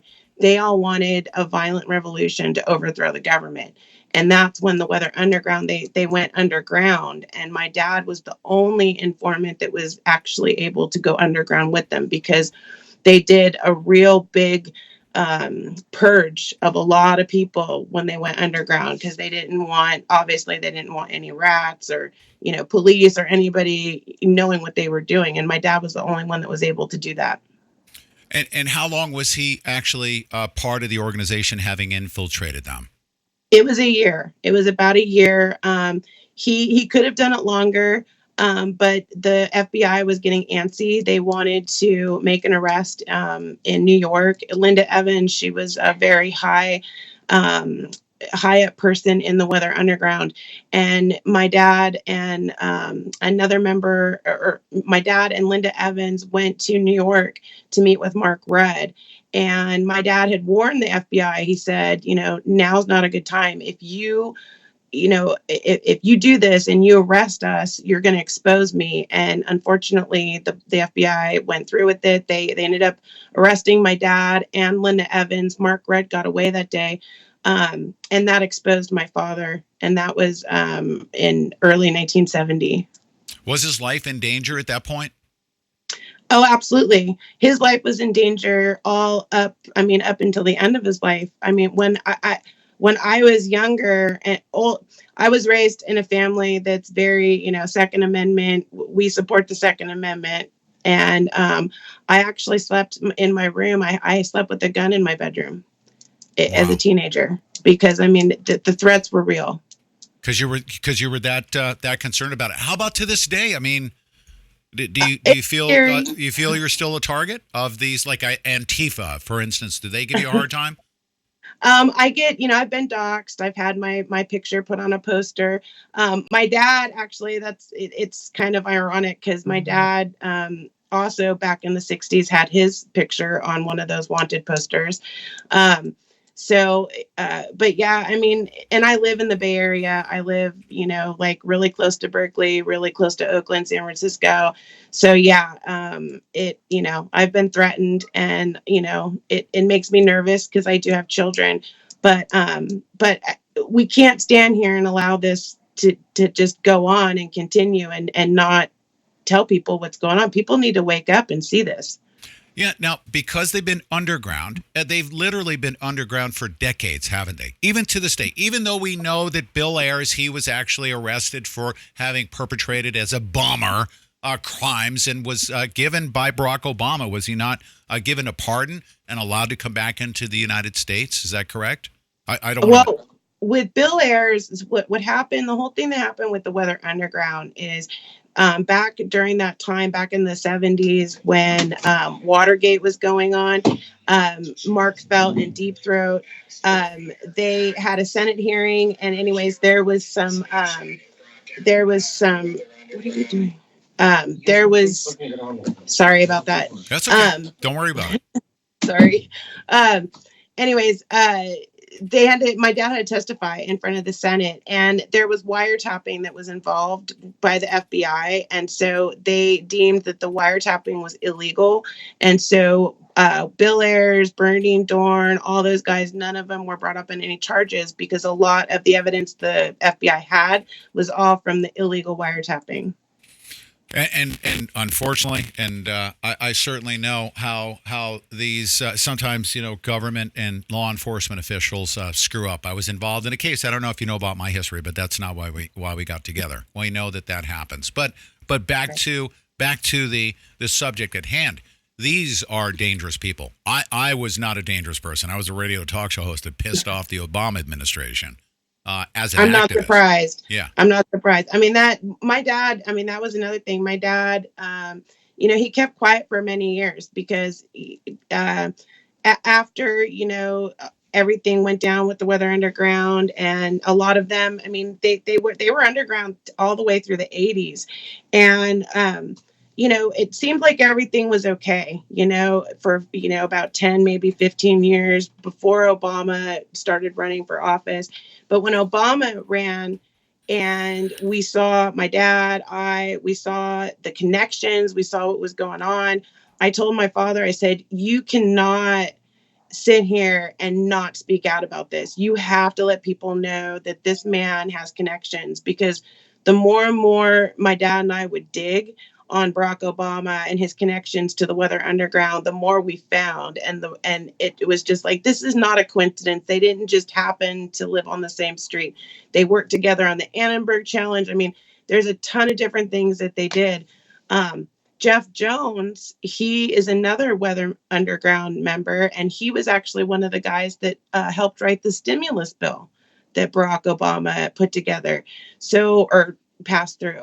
So, I mean, these people, they were very, very a part of Barack Obama's administration. We just didn't see it. You know what I mean? Except for the people that were awake. So you and your dad were working at research and doing the same thing that I was doing. Like, this guy is dirty.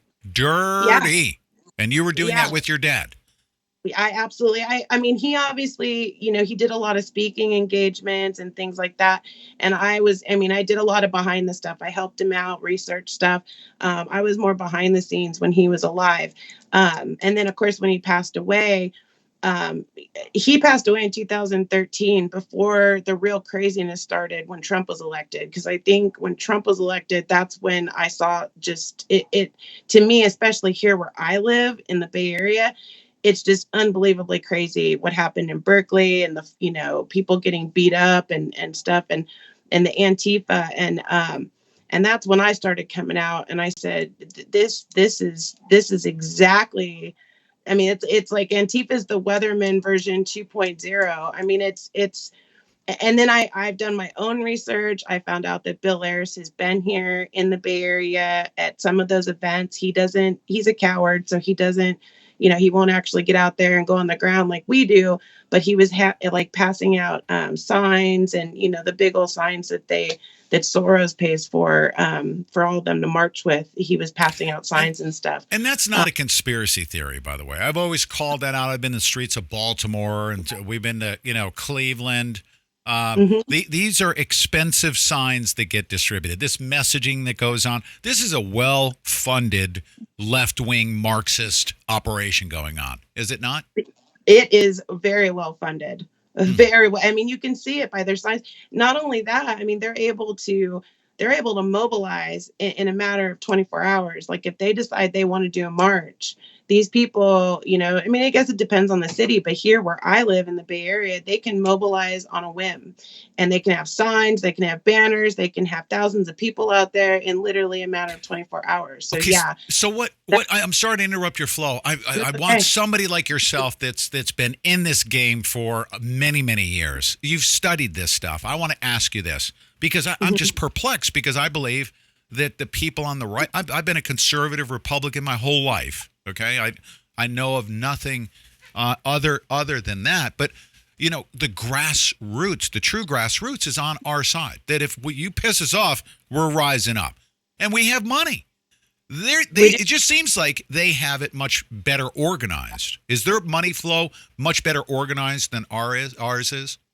The money flow, yes, and their organization. I mean, they one of the things that I believe is plays in their favor, but I wouldn't want to be a part of it, is the fact that they're well organized because a lot of them, I mean, they're like little zombies. I call them zombies because they've all been indoctrinated and brainwashed. And so they're easy to control. They're easy to tell. You're able to get, 100 of them to agree on one thing because that's just they're little zombies. That's the best way I can describe it. With us, you have people that are like, we're free thinking. We have, a lot of things, if we disagree with somebody, we're going to tell them. It's creepy. I don't know even know how to explain it because I've seen it up close and firsthand, and it's scary. They don't think for themselves. And I think that plays in their favor. And what do you believe the outcome is going to be with all these brainwashed minions that are running around? Are they the most dangerous entities right now? Because one day they're going to wake up to this stuff somehow, some way. They're going to realize that they've been helping push a Marxist agenda. Or do you believe that they're actually Marxists and they like Marxism and they're going to be okay with it? I think some of them actually like it. But they don't know. They don't really, I mean, because I tell people all the time when I'm out there talking to them, I'm like, if you think that you're going to take away my free speech and that everything's going to be unicorns and rainbows for you, you have another thing coming, because once they take away my rights, they're coming after yours too. That's just how it works. So I'm out there trying to help and educate people. But I mean, here, I guess it depends again where you're at and who you're talking to. Right now, what's exciting to me is that I'm seeing a lot of people wake up. Here where I live in Northern California, in the San Francisco Bay Area, it is one of the most liberal places. It's just, you can't walk down the street with a MAGA hat without, getting cussed at, yelled at, and possibly beaten up. And I'm watching more and more people here, come to me, and because they know what I do, and saying, what's happening is nuts and crazy, and they're not with it. Democrats, lifelong Democrats that are changing over. So it's kind of exciting. It is. It's very exciting. A lot of them here, though, they're afraid. They don't want to talk about it because, if you are outright a Trump supporter here, you're going to get some sort of doxing. Like I said, they come after you. I can't walk down. When we go to Berkeley, we can't walk down the street in Berkeley without having Antifa there within about 15 minutes. Really? Yeah. Oh yeah, they know who we are. They know who I am. They know who a few other people are that I roll with. So yeah. What's more of a stranglehold of this Marxist entity? Is it Chicago like it used to be, or is it Northern California? It just seems like Northern California has just been taken over by these Marxists, hasn't it? It has, and I want you to know. A lot of them, like Bill Ayers, for example. He's someone that I know a lot about because my dad, followed him around. My dad actually followed him around when he would go on speaking engagements, and my dad wanted to confront him. But every time it would be my dad's turn, Bill Ayers would end the Q&A session and run out the door. But yeah, the San Francisco Bay Area, I know Bill Ayers, his son is actually a teacher here in the same school district that my children would have to go to if I had them going to that school. And there's lots of other ex-weathermen that live over across the bay in Sausalito. Mm-hmm. It's huge. Look at our politicians. Look at who we have. We have Nancy Pelosi. We have Maxine Waters. Our state, Gavin Newsom. Yes. Come on. And then you see what's happening with San Francisco. I'm sure that the whole country sees. It's really sad. I've lived here all my life. We have needles on the street. I've seen it. I've seen people, they say that there's poop all over the streets. They're absolutely right about that. That's what I'm hearing. That's a very serious health concern up there. It's legitimate, is it not? It is big. And the homeless situation is out of control. I have never seen it. Literally tent cities everywhere. All right. Now, Lindsay, if you don't mind, this is just one short break that we're going to do. Very short. I just want to remind everybody that Lindsay is an activist, okay? And this is the commercial that I'm going to do. It's not going to be for the Pete Santilli show. It's going to be for activists that we support. When I bring Lindsay on, Lindsay Grathwohl. As you know, independent media needs the support of we the people. I talked about the new economy where the mainstream media, gets funded by tens of millions of dollars. The only truthful thing you're getting from them is the Viagra commercial, okay? And that economic model no longer works because you're being lied to. They're putting out their Marxist propaganda. That economy no longer works. The mainstream internet, they've choked us off in independent media. Why? Because they don't want you hearing from people like Lindsay Grathwohl. My sincerest desire, is by introducing you to people like Lindsay. Our show, you're a regular listener of this show. We've got now 1,400 episodes. We've reached millions of people.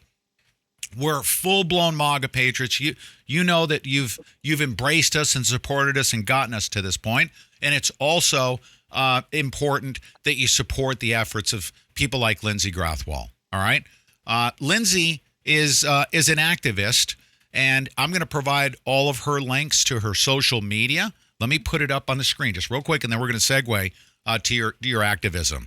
But you've got a couple of events. Turn California Red. Okay. Mm-hmm. Now, obviously, you take donations to propel your activism. Is that correct? Is that do you have donation links or anything like that? You don't have a website right now. No, I don't. We've been working on it. I do have a GoFundMe. I don't always. Okay. I don't ask for donations, but I do have a GoFundMe. So yeah. I understand that. As a matter of fact, I didn't want you to feel uncomfortable about that. I want to tell everybody that this is what we do to get the message out of truth, of constitutionality, of opposing these evil forces that we're up against. So I'm the one that's saying that I want to help support your efforts because you've literally been in this fight. Now, how many years would you say that you've been not only an activist, a deep researcher, somebody that's been an understudy to your dad? How many years would you say? Oh, it's been at least 15 years, 15 at least. Years. I mean. Yeah. And you're out there giving, you're in speaking engagements. I have it on the screen right now. You were at a Trump unity rally in Arizona back in March, right? Yeah, it was awesome. That was awesome. We want to help. Great people in Arizona. Patriot Movement Arizona. That's another great group of activists. Yeah, and we want to get you enough money so you can move out of California as well. No, but on a serious note, I want to help you however we can because you're an important voice right now at this special time. Let's segue to the following topic, this fake bomb thing. When you saw this thing coming about, what was your first impression? Be honest. I was like, really? Were you just laughing at it? I laughed. I thought, you know what? I thought that they'd at least wait, I didn't think, first of all, I didn't think they'd do this. I think that's really, it's so obvious. Is it not? Is it not obvious? It is. Everyone, even the people that I work with that don't lean to the right at all are like, what the heck is going on? There's an invasion coming up from Southern California or South America, right? South America, thank you. Right. But pretty soon they will be in Southern California. We actually have Patriot Movement Arizona. They're doing an event down at the border this weekend, to stand up and let people know, hey, we need to protect our borders. But we have that going on. And then now we have these bombs. And how funny is it that George Soros, right? He's one of the ones that gets the bombs, and it just happens to be him and Obama and all these people, Maxine Waters. And they mail it to themselves, and that's why they didn't blow up, right? Right. I'm just like, unbelievable. My mom and I were talking about it today because my mom also worked for the FBI. That's how my mom and my dad met. And my mom was like, she's all, it looks like they took some of Bill's old, bombs and, that didn't work and packed them up and put them in, really? Packages and sent them out. Wow. Your mom said that, huh? Yeah, she said that. I've actually seen, I got to meet a man named Max Knoll, who was the man who actually caught the Unabomber. He was or put him in handcuffs. And if you watch old videos of that, his name's Max Knoll. He was a part of, because they did reopen the case. There is, I do want to say this, there is an open, because there's no statute of limitation on murders. The Weathermen did play a part in the killing of Sergeant McDonald, which was the bombing that happened at the Park Police Station here in San Francisco. And my dad had firsthand knowledge of that. Bill Ayers told him that Bernadine, his wife, built the bomb and placed the bomb on the window ledge. My dad talks about that and actually testified it up at the Senate committee with that. And that's something that's still open. And anyways, Max Knoll, they back in 2010 or 2011, they created a task force and they had reopened the case. And my dad had made multiple trips out here because he was meeting with those people, FBI, and it was composed of, San Francisco police officers and detectives, and then also retired FBI agents. And that's how I got to meet Max Knoll. And so I also got to see a lot of like the pictures of the bomb, where the Weathermen used to make bombs. They had a bomb. They called it the bomb factory, but it was an apartment on Pine Street in San Francisco. I got to see all the different, the types of evidence and stuff that they had collected from those things. It was pretty cool. Pretty neat to see all that stuff. So Bill, if you don't mind me not knowing this, pardon me for not knowing this, Bill Ayers is from San Francisco? No, Billers is from Chicago. From Chicago. Okay, good. I thought I missed something there. But they were working with the San Francisco Marxist as well? Absolutely. Well, see, they have a lot of ties out here to San Francisco. And there's a lot of action that took place here in San Francisco, and obviously is still taking place here in the Bay Area. It's a hotbed for communists. I mean, Berkeley, they were chanting yes to communism at one of the rallies that we had. It was, I got it on video. It was unbelievable to me. It was just like, wow. You got these Birkenstock wearing professorial. I mean, I've watched like city council meetings, and they're like full blown out in the open, very transparent about their communism that they're trying to push. They have built like a commune called Berkeley. They're open about it, aren't they? Open about it, and we're not welcome there. They do not like us there. Bill Ayers has been there multiple times. There's a bookstore in Berkeley called Revolution Books, and I know that he's gone there, not recently, but back, when my dad was still alive. And my dad and one of the people that my dad worked with, because like I said, my dad would follow Bill around, like trying to, confront him, because Bill would never would confront my father in person. He on TV multiple times lied and, said that my dad lied about everything, but he would never confront him. And so a lot of times it was, Bill would come to here, the Bay Area, and my dad would be there trying to find him. And anyways, Revolution Books is one of those places. They don't like me very much. They know who I am. So when I come walking by, it's really kind of creepy. If we walk by and we stand there for any length of time, people come from all over the place, like from, different businesses that are around there. And they come and they stand in front of the bookstore and they lock hands, and they just look at us, it's like they're making a chain so that we don't go in the bookstore. We never try, but it's just, it's the whole city is like that. We can't go down there without being spotted and being followed around. It's really weird. Yeah, you were on the Alex Jones show recently. It seems that it was recently. Did you meet with Alex Jones? How'd you enjoy that conversation? Oh, that was fun.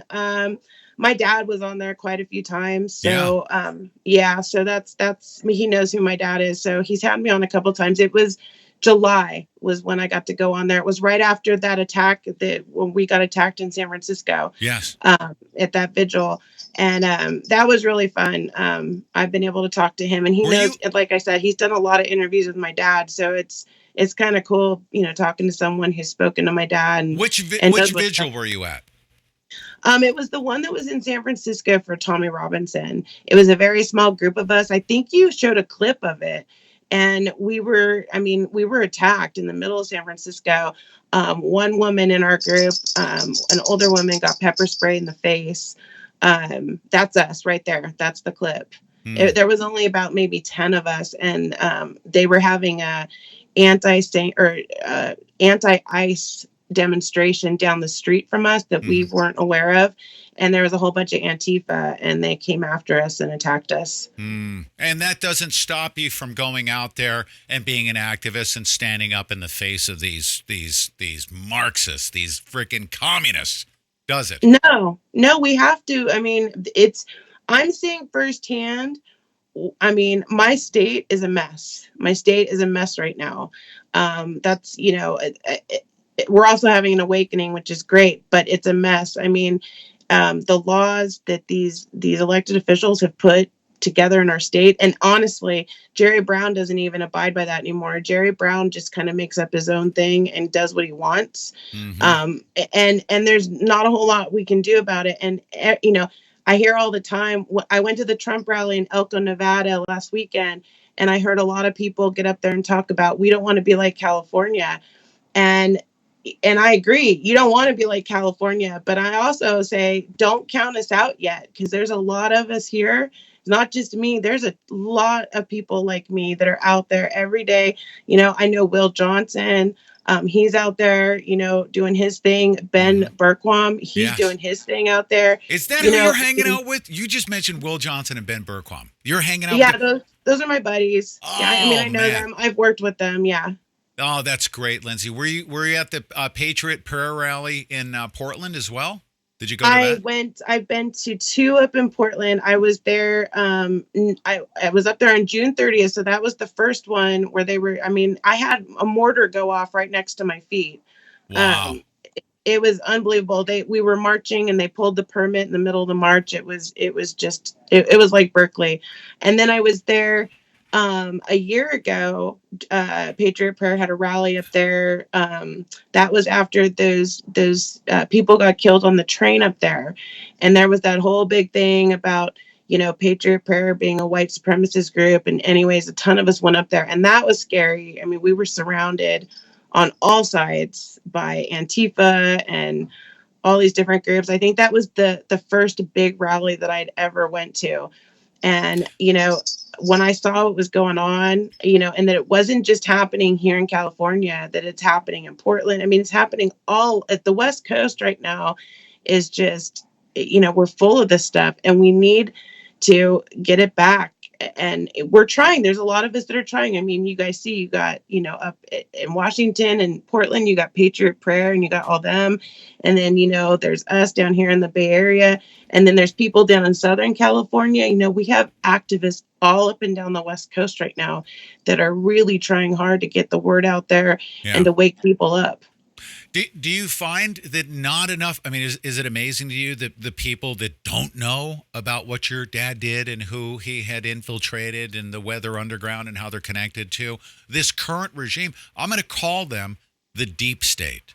These are the people that founded the deep state and infiltrated our government, isn't it? Like, for instance, you hear from these Democratic Socialists of America, the DSA.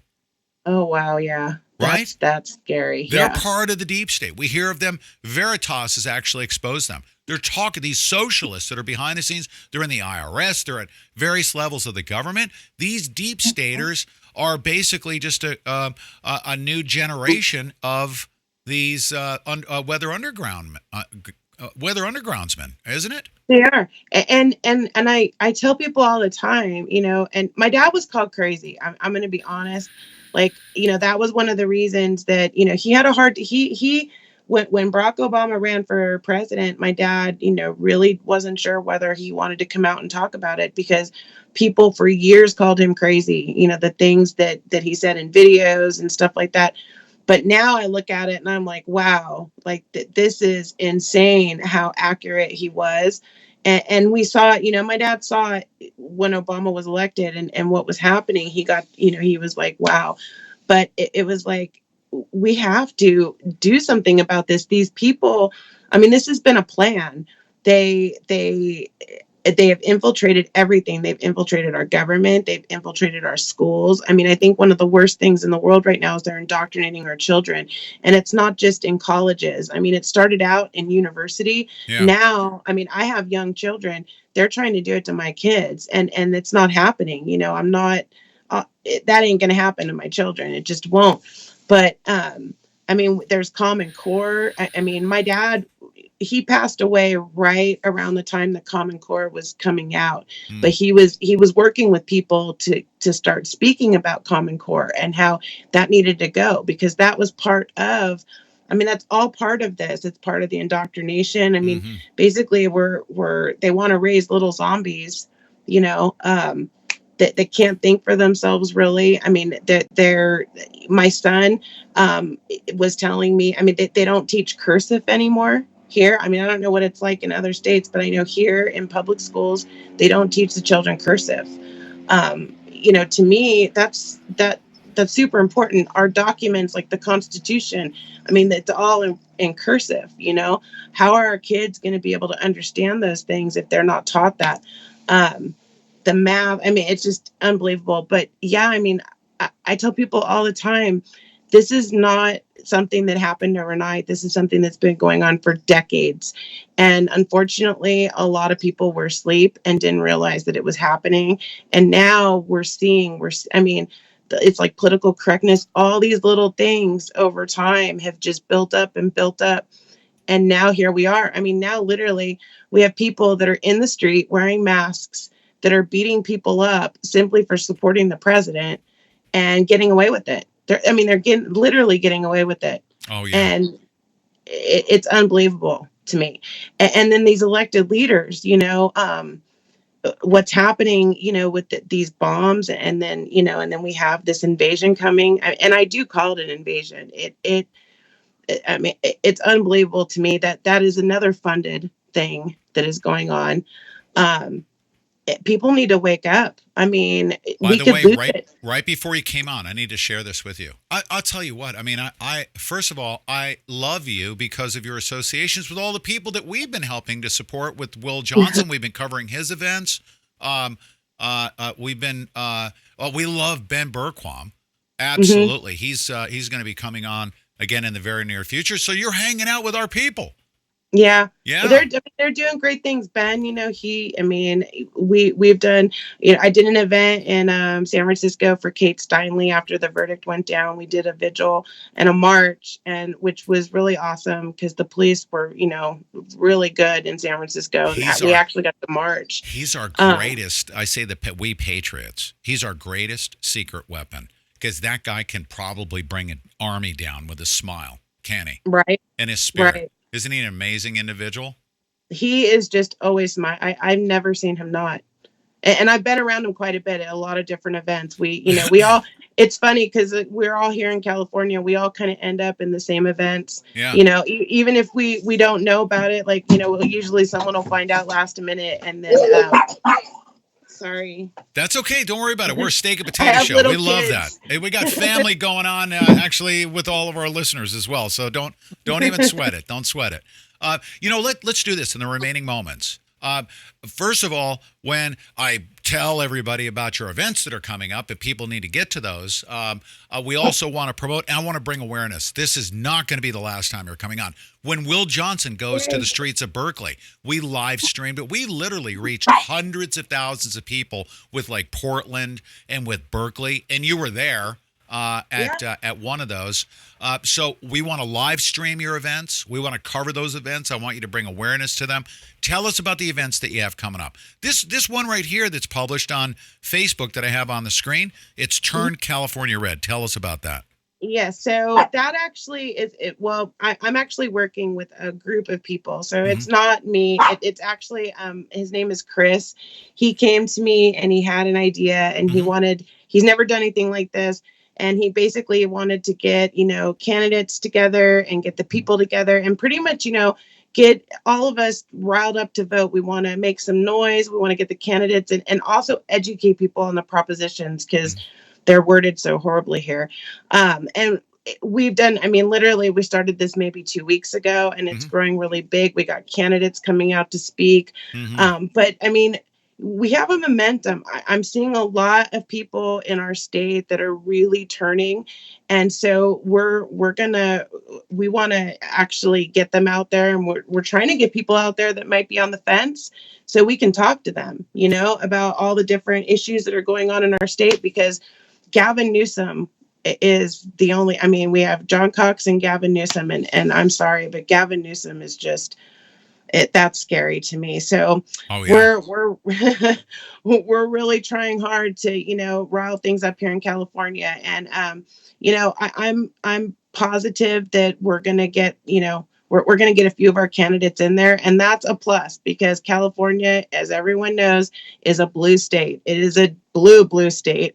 So we're hoping that we can, change things up a bit. And we've been, you watch it. If you've watched Will and you've watched Ben, we have people all up and down our state that are making some noise. Yes, absolutely. That they're walking away from the bull crap, of course. Guys like Will and, and Ben just bringing the truth. I think he's a great ambassador for the truth. These are good men. You're hanging out with all of the right people. Now, make government small again. What is? Tell us about that. So all these events, they're all, so obviously being an activist and traveling all around, I basically, oh wow. Did I lose? Oh, you're there. I'm sorry. My phone did something funny. So I get to meet a lot of different people. So we decided when we were creating this event for California, we wanted to bring some other states in on the West Coast because we have as you see, we have a lot of issues going on. So my friend Carrie up in Washington, he's going to be doing a rally the same day. All of these events are taking place on November 4th. So it's Sunday, November 4th before the election. Ours is going to be at the state capitol in Sacramento. Carrie's, I don't have, it's on the event page. We also have Idaho involved. Now, Idaho's a red state, but they're doing an event to keep Idaho red. So my friend Alicia, she's doing that one. She's organizing that. And then I have Arizona, who also is, going to be joining us, and they're a red state, but they want to, they're fighting down there in Arizona. There's a lot of things going on in Arizona. So they've been fighting hard to keep their state red. So we've all decided to do an event on the same day. That's great. And they're not going to be exactly the same. Some people are probably going to maybe do something a little different, but with ours, we have a lot of candidates coming out. I know in Idaho, Alicia's also got a lot of candidates coming out, but it's like our final push, before November 6th, so that the people who haven't voted yet, who maybe aren't sure about, which way they're going to go, they can maybe talk to some of us, and, we can, hopefully get them to come over on our side and wake them up a little bit. I love that these events are, and this is the final push here as we go into the most important election of our lifetime. I think you already know it that. Is. It is the most important. Do you have concerns? Of course, you're wallowing in concern in California, but as a country, do you think that it's going to be close, or do you think what's your? I hate to make predictions. We can only go by our gut feel. What do you think is going to happen in the midterms? I'm positive. I'm being positive, and I'm being optimistic about the whole entire thing. I think that we have the momentum going in this because the left, look at what they've really, one of the things I love about Maxine Waters is she does a lot of good for our cause. You know what I'm saying? Yeah. Some of the things that these people are doing, it's like it only helps through us. Her screw ups, you mean, right? Yes. Oh, right, exactly. Yes. Exactly. I would never vote for her. No, right. But yeah, the thing is that people are waking up, but we also have a lot of corruption going on. Here in my state, we have people that are, in San Francisco, they're actually allowing illegals to vote now. It's happening. So crazy. I know it is. It's unbelievable to me that people are okay with this. So, that worries me is the corruption. But I think that overall, I think that we have a really good momentum going into this because they haven't done anything that's really helped them out. I've been screaming at everybody, and I don't want them to, because when you hear it, you hear Pete Santilli saying, vote, vote, vote, everybody get out and vote, and all of a sudden you start tuning it out. I want you to tell everybody right now how important it is that everybody get out and vote. You need to get out and vote. Yes. If you haven't voted, vote early if you can. If you can do it, vote early. If not, come to one of our events. Talk to us if you're on the fence about something. Mm-hmm. We have people, in all these different states. But you need to vote. I don't care how honestly, obviously, I'll tell you what my preferences are, but I just want to see people get out and vote. This is the most important election of our life. This isn't even preferences. This is the way I see it. Tell me if you agree with this. We're either voting Republican or we're voting for communism. I'm voting all red. All red. Even if you're a Democrat, if you're coming awake to this stuff, you're voting Republican, because really that's the only choice. You should be pissed off that you don't have actually a Democratic Party that hasn't been hijacked. You need to be pissed. Yeah. You're either voting Republican or you're voting for communism in the United States of America, and you should be very upset if you're a Democrat forced to have to do that to align with the people who you think are your enemy. But this is what it's about right now. Yeah. Right? And a lot of them really do. They don't vote based on, what really the good of the country is. They're voting on emotion and just the fact that everybody hates Trump. That's I hear that so much here. It's just, it's hard for me because I just went to a rally and it was absolutely amazing. That man's done a lot of good for our country. And, you went to the Elko rally. That's outstanding. That amazing energy. Was that your first rally that you went to? It was my first Trump rally. Yeah. And I'm so glad we were right in front, like right in front. I got like up. It was awesome. Wow. But I couldn't go live because everything was so jumbled. Right. So that was pretty bad, but it was absolutely amazing. And that man's done a lot of good for our country. And we should be thankful that we got somebody in there that's not a career politician. Yeah. You know, that's something that I am like adamantly against. We need to really start, focusing on, getting these career politicians out and some people in that are going to do some good for us. By the way, I'm going to tell you and everybody this because it's not top secret information. Okay, just remember this. There are those like I think it's Right Side Broadcasting. They're like us. They're going to from rally to rally. They have a special box. It's called Live View. Okay, and it's actually broadcasting on the commercial side of the cell phone towers. But when you go to a big, huge rally like this, and everyone needs to know this is why I'm bringing this up because I want to live stream your stuff as well. Just keep this in mind. You bring a good battery. And you get there as early as possible. If you could be the first person there and get on that cell tower and start streaming, you just keep your stream running, and then 10,000 people will come in. They go in behind you, okay? And your stream won't be messed with. But if you get there and all of a sudden you put your phone up and you decide to go on Facebook Live with 10,000 other people, it's going to be pixelated. It's going to be – is that what you experienced when you went there? There were just too many people? We got there. We didn't sleep. We drove all night, got into Elko at about 3:00 in the morning, and we got right in line. And so we were in line they didn't start letting us in until 8:00 in the morning. And then Trump didn't get there till about 11:15. So I had a battery pack, but I wasn't, you know what I mean? I just wasn't sure if I'd have enough. Yeah. And so I was holding off on it, and I waited until like he got there with Air Force One and I couldn't go live. I just couldn't do it at all. Yeah, no, I know. And I was mentioning that because I knew exactly what you were talking about when you said that it got jumbled. That's what happens when you get everyone on Facebook Live. Anyways, listen, in the couple of minutes that we have left here, I'm really concerned for my country. And I sense that your activism comes out of your concern for your country, and you want to do what you can for your family. Isn't that what this is all about? That everyone needs to be an activist. Everyone needs to be active in pursuing the truth and sharing the truth and getting out and convening with people that are like-minded, because it's about our families, isn't it? It is. It comes down to that. I mean, so my dad always said, it's about what's right for the country and for our family. I mean, and I look at my kids and I'm like, I can't not do anything.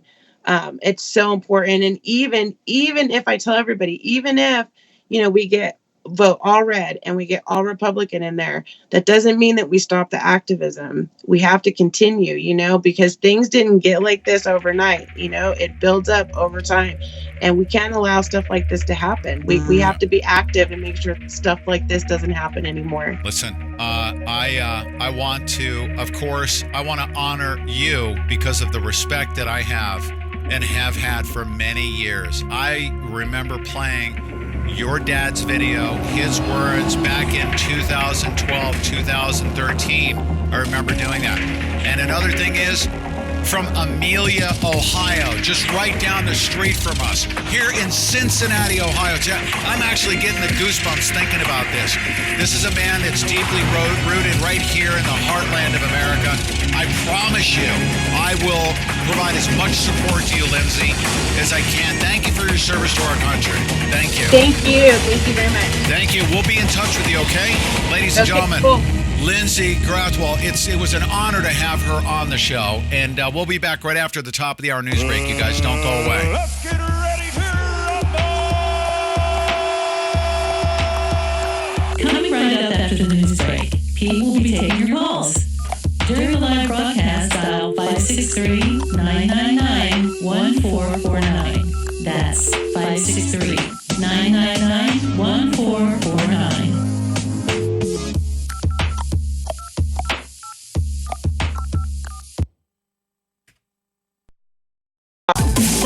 With SRN News, I'm Rich Thomason in Washington.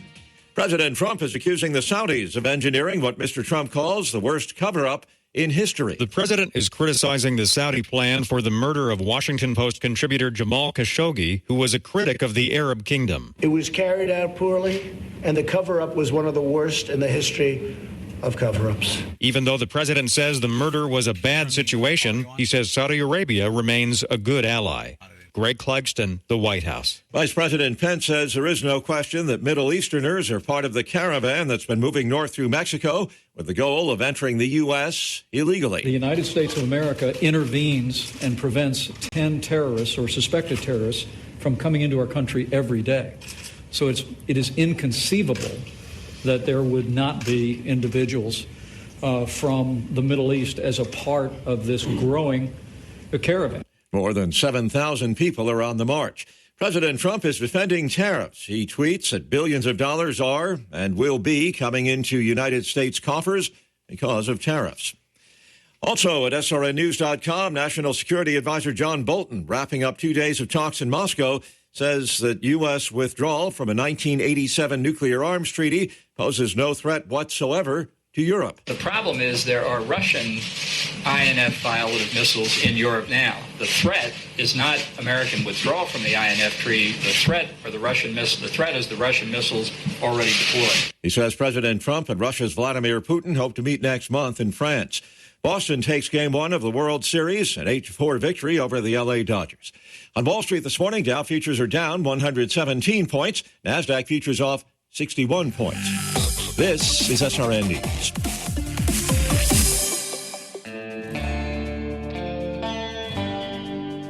From sweet and spicy to fiery, bold, and full of flavor, Brother Doc's is not your typical beef jerky. Never dry and brittle. This jerky comes beautifully packaged with large cuts of meat that are moist, tender, and chewy from beginning to end. Brother Doc's recipes contain the highest quality ingredients that result in innovative flavor masterpieces, like orange teriyaki, barbecue mesquite, and their signature bold pepper flavors properly named Volcano and Burnout. Moderate pricing and great flavor will have you in beef jerky heaven.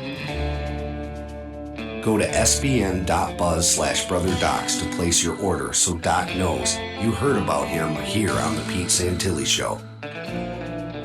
It's true what they say about Brother Doc's beef jerky. One bite and you'll be a believer too. The annual State Fair of Texas has just wrapped up its 3-week run in Dallas. Once again, thousands of visitors checking out the fair's gospel booth. SRN's Patrick Foss was among them. You never know the reaction you'll get at the booth since people with all kinds of religious perspectives stop by. This young woman said she believed in reincarnation and told us she would come back as a tree. I own my own soul. What's going to happen to you when you die? I'm going to come back. That's what? As anything. Really? I could be a tree. Another man worried we were trying to sell his soul to Satan. Like, this could be like selling my soul away to the devil kind of situation. This man, showing he does not understand the biblical message of salvation through the righteousness of Christ alone, said, I know I'm not a saint, so, I've done a lot that wouldn't be accepted by him up above. Volunteers were able to share the gospel of grace with fairgoers like that man. Patrick Foss reporting. This is SRN News. Virginia will spend more than $1 million in state grants to help preserve battlefields from the Revolutionary and Civil Wars. The Virginia Department of Historic Resources revealed that nearly 600 acres will be placed under protection with money from the Virginia Battlefield Preservation Fund. It will help protect the Revolutionary War's Yorktown Battlefield and 9 Civil War sites throughout Virginia. The American Battlefield Trust and Shenandoah Valley Battlefields Foundation will receive the funding. The 2 nonprofits will use the state funds to get matching donations. Virginia's Battlefield Preservation Fund has helped organizations protect more than 8,500 acres throughout the state. Its funds help save sites from the Revolutionary War, the War of 1812, and the Civil War. Keith Peters, Washington. The National Hurricane Center says Hurricane Willa has weakened to a tropical storm, but that torrential rains will continue across west-central Mexico. More details at srnnews.com. Live from Cincinnati, Ohio, it's the Pete Santilli Show. Lindsay Grathwohl. I played that video of her dad for years, warning the American public that this deep state, Barack Obama types, heirs, these are the bomb makers. These are the people that are putting these bombs together, that are mailing them to themselves. These are the ones that are getting ready to kill Americans in order to advance their political Marxist agenda. These are the ones. We're at freaking war.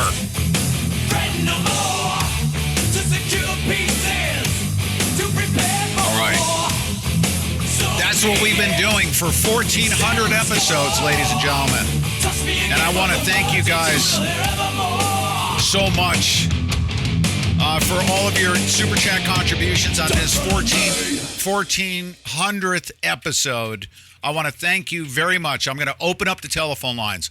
Do me a favor, okay? In celebrating this 1,400th episode with a great guest named Lindsay Grathwohl.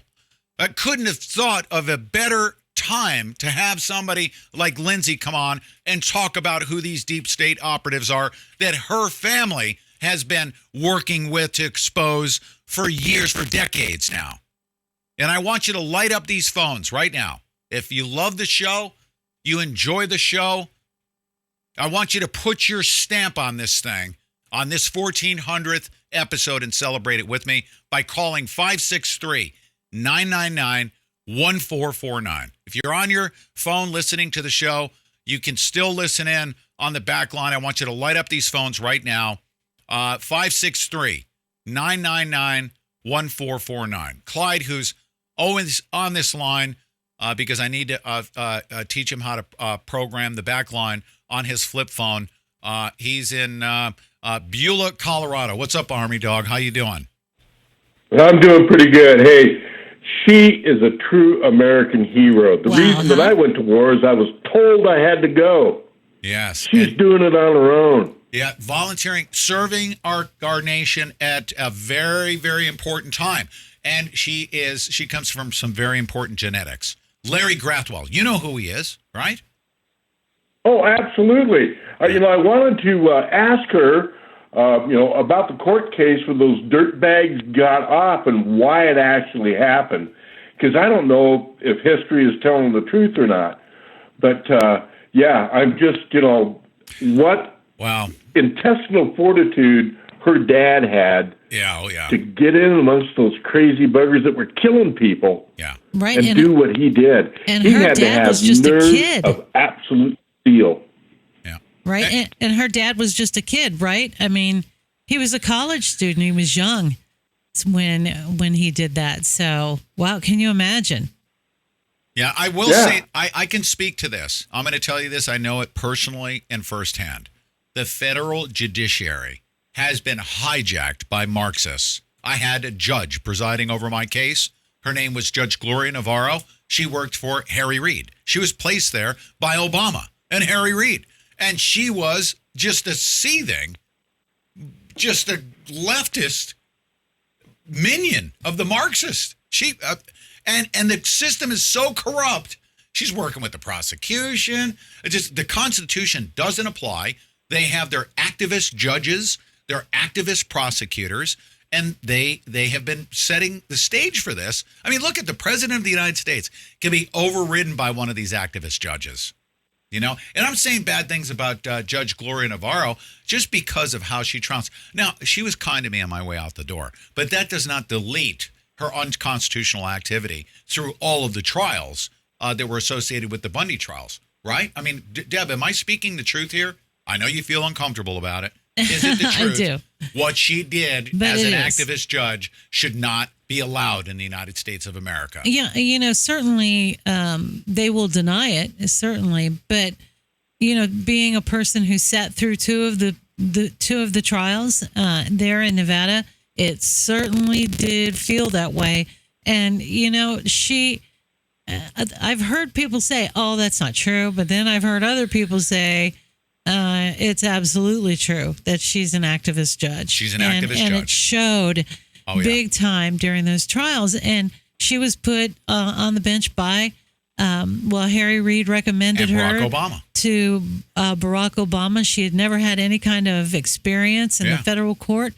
And they plugged her in there knowing that she had the same level of experience as a Taco Bell drive-through attendant as far as judging is concerned in the federal judiciary. Isn't that true? But I will tell you one thing for sure. When push came to shove and she was cornered and had no other way out, she did, under duress, do the right thing. Oh, it's amazing what happens when you get caught.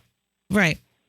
Yes. Yeah. And it's amazing when you actually go up against godly people. They win in every case. There you go.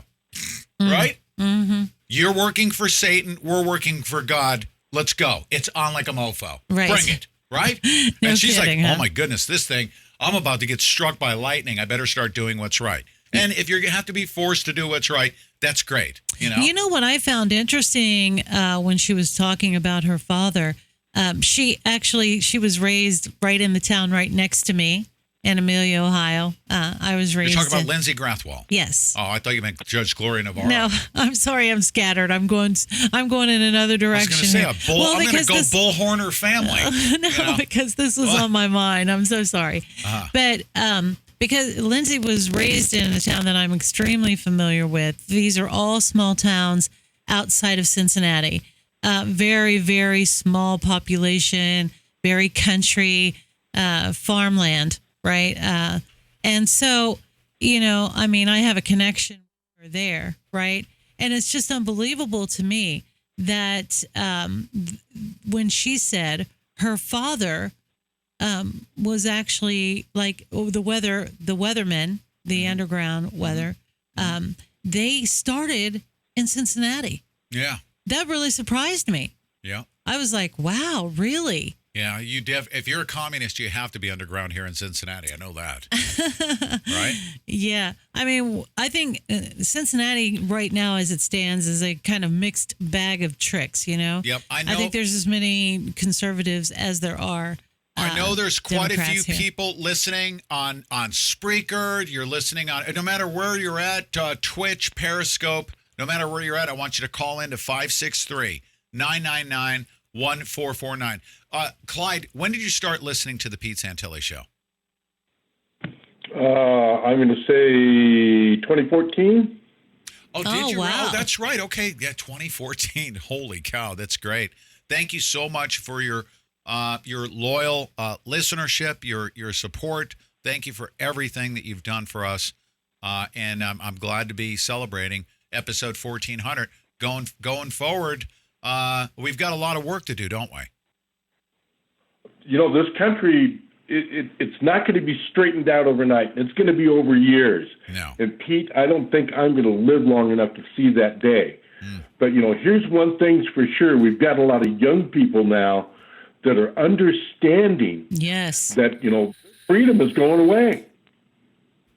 And, It's encouraging, I was talking to a guy tonight that owned a restaurant, and he waited 1 month too late, and the city changed a bunch of, laws, and, they cut the capacity he can have in his restaurant. They were telling him that he had to put in sprinkler systems, and, he couldn't afford to do it. So 1 month after... And the system is so corrupt. She's working with the prosecution. The Constitution doesn't apply. They have their activist judges, their activist prosecutors, and they have been setting the stage for this. Look at the President of the United States can be overridden by one of these activist judges. And I'm saying bad things about Judge Gloria Navarro just because of how she trounced. Now, she was kind to me on my way out the door, but that does not delete her unconstitutional activity through all of the trials that were associated with the Bundy trials, right? Deb, am I speaking the truth here? I know you feel uncomfortable about it. Is it the truth? I do. What she did But as it an is. activist judge should not be allowed in the United States of America. Yeah, certainly they will deny it, certainly. But, being a person who sat through two of the trials there in Nevada, It certainly did feel that way. And,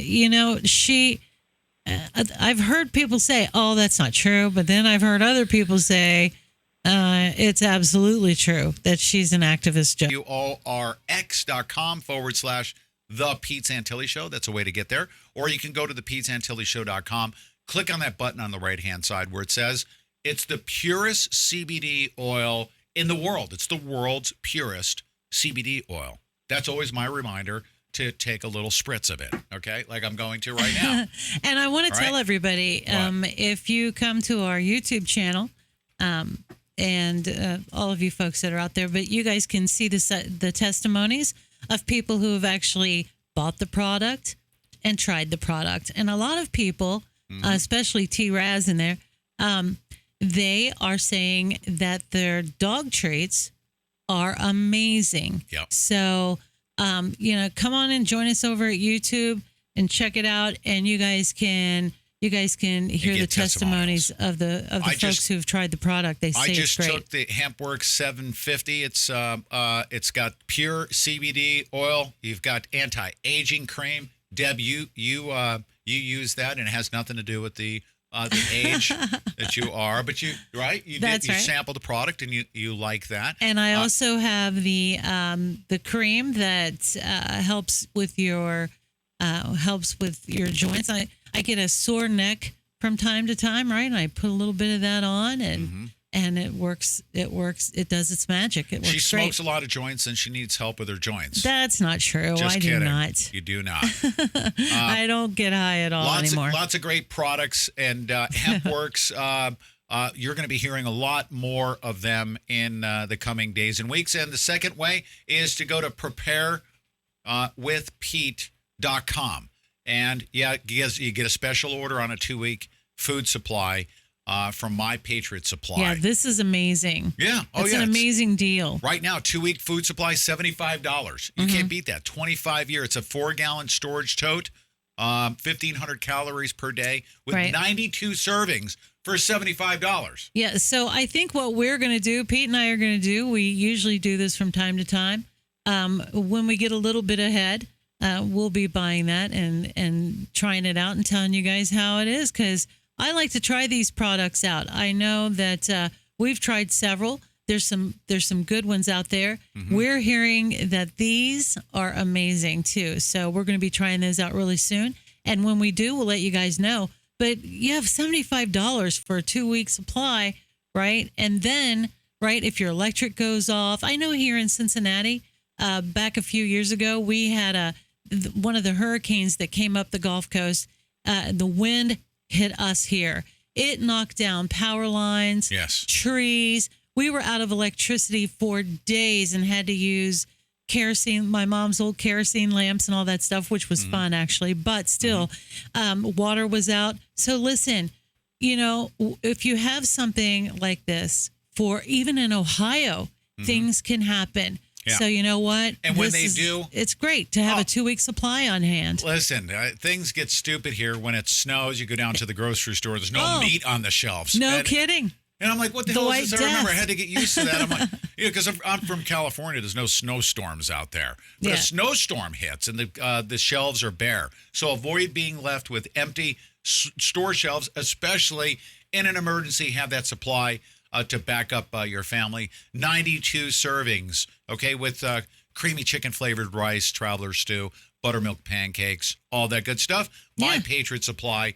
a sponsor of the Pete Santilli Show. And check this out. Robert Guile is saying on here, he says that he uses My Patriot Supply for his camping needs. Oh, cool. He takes this stuff camping with him. So great deal. And I think he's also the one who has tried the dog treats, if I'm not mistaken. I think he hasn't tried them. His dog has. His dog has. He says his dog starts slobbering the minute he pulls them out. So that's great. Mary in Ohio calling on this 1400th episode. Mary in Ohio. Didn't you love hearing that Larry Grathwohl is from Cincinnati? Yeah, that's exciting, isn't it? You never knew that, did you? No, I did not know that, and I didn't know that. And that was Bill Cooper's daughter, right? No, Larry Grathwohl's daughter.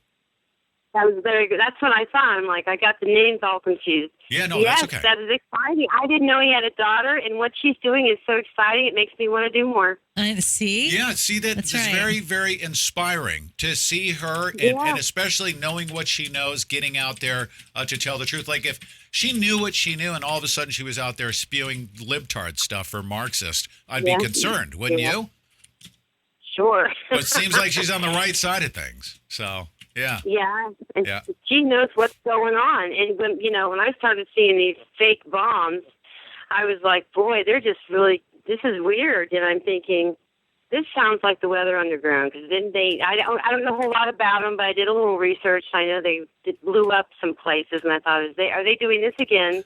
Because I know some of the people in the Obama administration are related, right? Yeah, absolutely. You heard her mom said that this smells like a Bill Ayers false flag, huh? Yeah. But all these people related, and then the whole mess there with Obama and all the different Social Security numbers and all that crazy stuff, and you just sit there and go, this sounds like an operation. Yeah, absolutely. Thank you so much for calling in, Mary. It's great to hear your voice. Bye. Thank you. All right. Thank you very much. Cindy from Oshkosh B'gosh. Hello. How are you? Hi. Well, Okay, I'm just raise your right. cuddling in front of the fire. Raise your right. Nice. Oh, that's awesome. Raise your right hand. Okay. And I want you to just repeat after me. Fake news, fake bombs. Fake news, fake bombs. There you go. Without a doubt. Yeah. So, exactly. Hey, I'm going to be in Indianapolis for the FFA National Convention. Nice. That is Future Farmers of America. Yes. Oh, wow. Which my farm has supported, the FFA around the state for years. In fact, my daughter was part of it. Oh, wow. This is kind of cool, but I'm going to be down there and moseying around, and I got the neighbor guy that's going to come over and milk for me. So, and take care of the babies and take care of Pete, the bull. Your neighbor guy is going to milk for you. That sounds like a courting step in the relationship. What? You know what? When you're a farmer, you work 24/7. You do. Yeah. You work 24 hours a day. That's 7 facts. days a week. You don't get a break. So you have to find somebody who's capable of cleaning the barn, milking the cows, feeding the cows, and doing everything the way you want it done. Yeah. So, Wow. That's great. Cindy, can you live stream the event? I did take a picture. What? Can you live? I can. I mean, you should. I want to see it. I can walk around on Facebook. You should. You should live stream it. I want to see. I mean, that's America, right? I want to see that. Yeah. Yeah. Yeah. Well, we're supposed to see it. I'm leaving in the morning. I'm leaving at 6 a.m.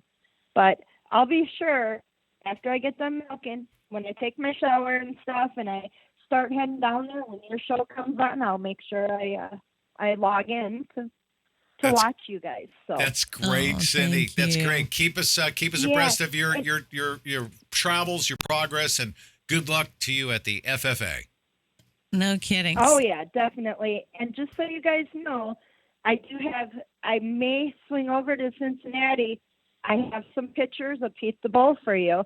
I'll try to get them uploaded for you guys, but if I can't, maybe I can give you guys a holla and maybe we can meet up. Yeah, definitely. Meet for dinner or something. Yeah, that would be amazing. So, we would love that. That'd be great. Do you do awesome? Do you do a Skyline or do you do Gold Star? You don't know that. What do you mean? Oh, you'll love that. You know what that means when you get here, okay? Huh? Okay. Yeah, that's a Cincinnati thing, definitely. right? It's a chili spaghetti thing. Chili spaghetti. Yeah, but absolutely. I did hear if I go across the bridge and go into Kentucky, I can get really cheap cigarettes. That's a fact. I'm going to do that when I'm over there. That is a fact. Yeah. Yeah, I'm done paying $8 a pack here. Oh wow, no, much cheaper than that. Are they? How much are they over there? Oh wow, a lot cheaper. They're like $3. They are? Yeah. Yeah, it's like $2-3 a pack. Yeah. I'm going to start smoking. Yeah. No, don't Right. do that. I've been doing it for 30-some years. My pulmonologist today told me to, I need to quit smoking and go turn over to weed. And he said, because that won't hurt your lungs. And I looked at him. I said, no, honey, I don't smoke. I smoke cigarettes. That's it. He goes, no, I'm telling you, quit the cigarettes, start picking up weed. I'm like, wow, this is coming from a doctor. Wow, that's great to hear. So doctors recommend indica. There you go. That's great. I told him, I said, if I can get some without the THC that makes you like high, then I would probably smoke it. Yeah. But anyway. That's why I don't do pot. But Cindy, thank you for calling in. Yep. Yeah, you guys have a great night, okay? Thank you. Thank you so much. I appreciate it. Safe travels. We got Todd in Long Beach, and also before I go to Todd, 563-99. We should have 100 callers plus on the phone right now. Why would you not want to be calling me and say, "Hey, Pete, 1,400 episodes," and pat me on the back and make me spit out my gum? Make you feel good. Huh? Come on. Oh, we have people in our chat room right now talking about Skyline Chili. Yeah. Listen, Skyline. Traders. I am a Gold Star person. We're Gold Star people. Yeah, we are Gold Star all the way, baby. Yes. It's fantastic. Skyliners. Gosh, it's good stuff. Yep. Todd in Long Beach, what's going on, man? Thank you so much for calling in on this 1400th episode. Congratulations, and hooty hoo from California. California. What a right? Yeah, what a state. I mean, what a state. You look at your guess that the daughter of the FBI agent that infiltrated the Weatherman Underground, Mr. Grafenfeld. Very interesting to finally hear more about what happens after that. I still think that the gentleman, what's his name, that was the bomber in the Weather Underground, and Bill Ayers, and the lady, Bill Ayers. Sorry, I had a brain fart, but Bill Ayers, because he is a brain fart. How about that? There you Bill go. Ayers and his, and the other person. Murder is the case is still open, right? So yes, why is this guy being? And I'll tell you why. His father was a massive, big-time attorney in, I believe it was Chicago, and he had a lot of pull, and he must have known a lot of people back then who were string pullers. Okay. So that's why Mr. Ayers gets to walk around with his pretend PhD. PhD, my rear. Yes. And it seems like here in Commie, California, the idea is the continual idea of to take from those that have, and they're not going to, there's no such thing as distribution in politics. Let's be honest. No. If people think there's going to be that, then we've got bridges to sell. Okay, and 501c3 those bridges. Todd, let me go. Thank you so much. Thank you so much for your commentary. I need to go to a quick break here, okay? And thank you so much. Just stay right there, okay? Hold on one second. I'll let you finish up. Thank you so much. All right, you guys, listen. You guys, from time to time, we're going to have breaks. Now, we're part of a podcast network right now that will, with our 15-minute breaks, they'll insert ads. With your support, okay, as we grow this show, here's a great way to support us. You ready? You're actually going to go to the link down in today's description, and you're going to click that link. PeteLive.tv/podcast. PeteLive.tv/podcast. And what is that doing? Ladies and gentlemen, you can actually, if you do the downloads, they want to see who our listeners are. We're convening. We have a right to freely assemble. We're doing so. You go download the podcast. Go listen to it. Open it up on your browser. Click on those links. And that shows us that just basically you make your appearance and you say, here I am. I'm one of Pete Santilli's listeners. And they count those listeners. And then those advertising dollars will depend on how many people go there and do the downloads. So if everyone, you eMilitia members, because it's free, you can just go there, click the link, download the podcast, and then our advertising dollars, our advertisers will actually come and spend money with us in our podcasting network. It's a big network. I can't even tell you who they are because our libtards will actually seek after them and tell them not to advertise with us. That's how they work. Okay? So that's one way to support us, eMilitia members. Okay? Here's another thing you can do is take our content and share it for free. We got a couple people out there that are giving me feedback. They're saying this, Pete, I can't afford, I'm on a fixed income. I can't afford to support you, but guess what I'm doing? I'm live streaming your show.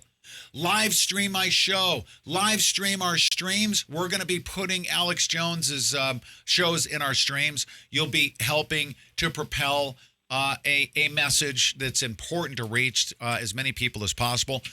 Grab our streams by downloading the OBS software. You can go to PeteLive.tv/OBS, download the free software, take our streams. You have permission from me to rebroadcast our shows, okay? And if you notice, Real.video has changed to Brighteon. Brighteon is the new platform where we have our archives stored safely. They won't be deleted. You can go to PeterSantilliTV.com and get a copy of our archives on video at Brighteon. Exclusively archived. It's not exclusive. We also upload a second copy to YouTube.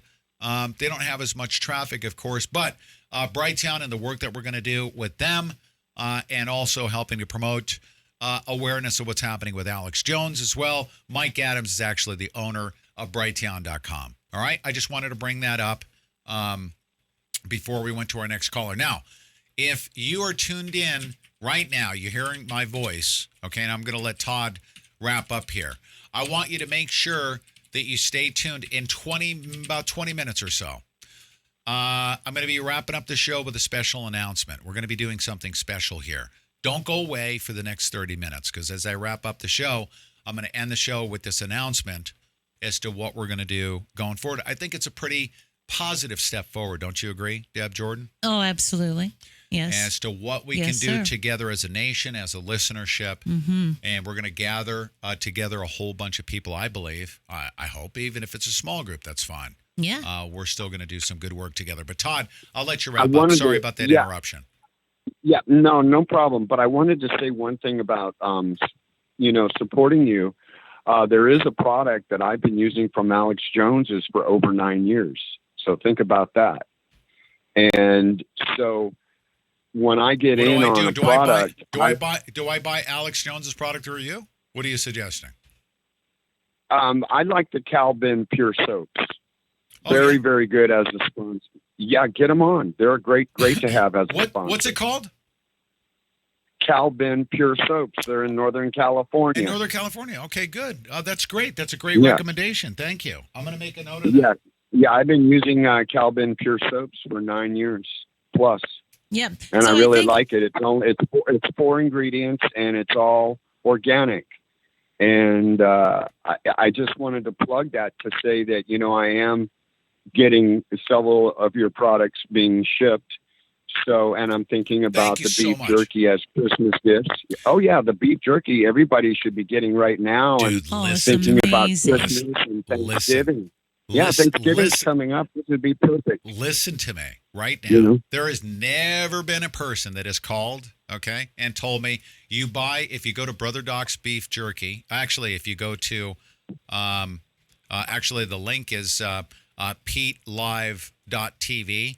Actually, thePeteSantilliShow.com. Sorry, thePeteSantilliShow.com/jerky, or click the link down below. Listen, you buy this stuff and try it. Will you please promise me that after you try it, you'll pick up the phone and call me? Call me and say, dude, this is the best freaking jerky I've ever had in my life. Have you ever had homemade jerky? Orange. Homemade? You know how moist it is? It's the best. The best homemade jerky is homemade is the best jerky in the world. This stuff is homemade jerky in a bag. Okay.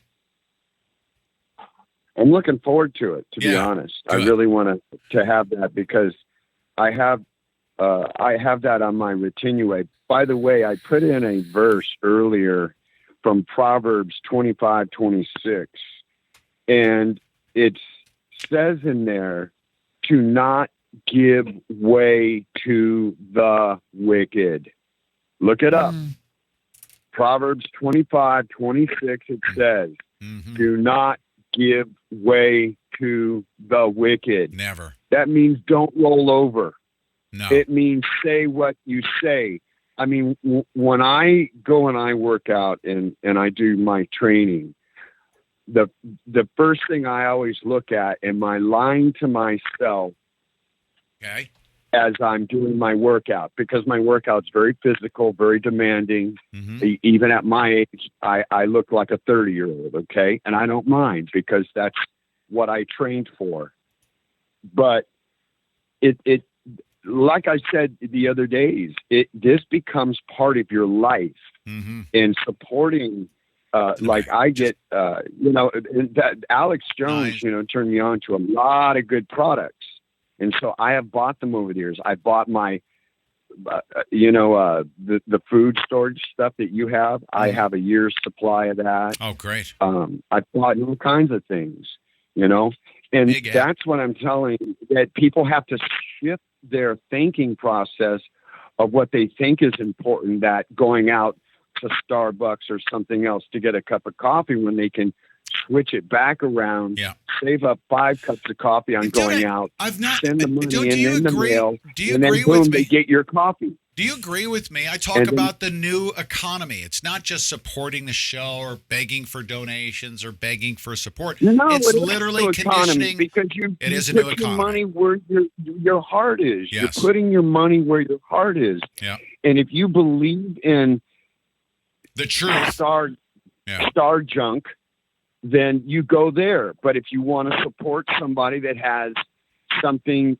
that has truth, and I believe we're at brevity time, believe it or not. Brevity is the Italian for shortness of time. We're at brevity, believe it or not. I do believe in that. And that it's a statement to others.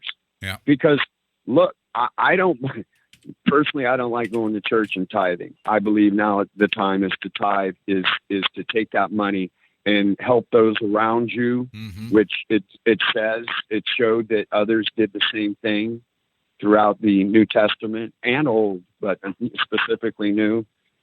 And I think that that's the thought process that we need to rethink about this economy. Like if you have stock in IBM, why don't you sell some of that crap and support Pete?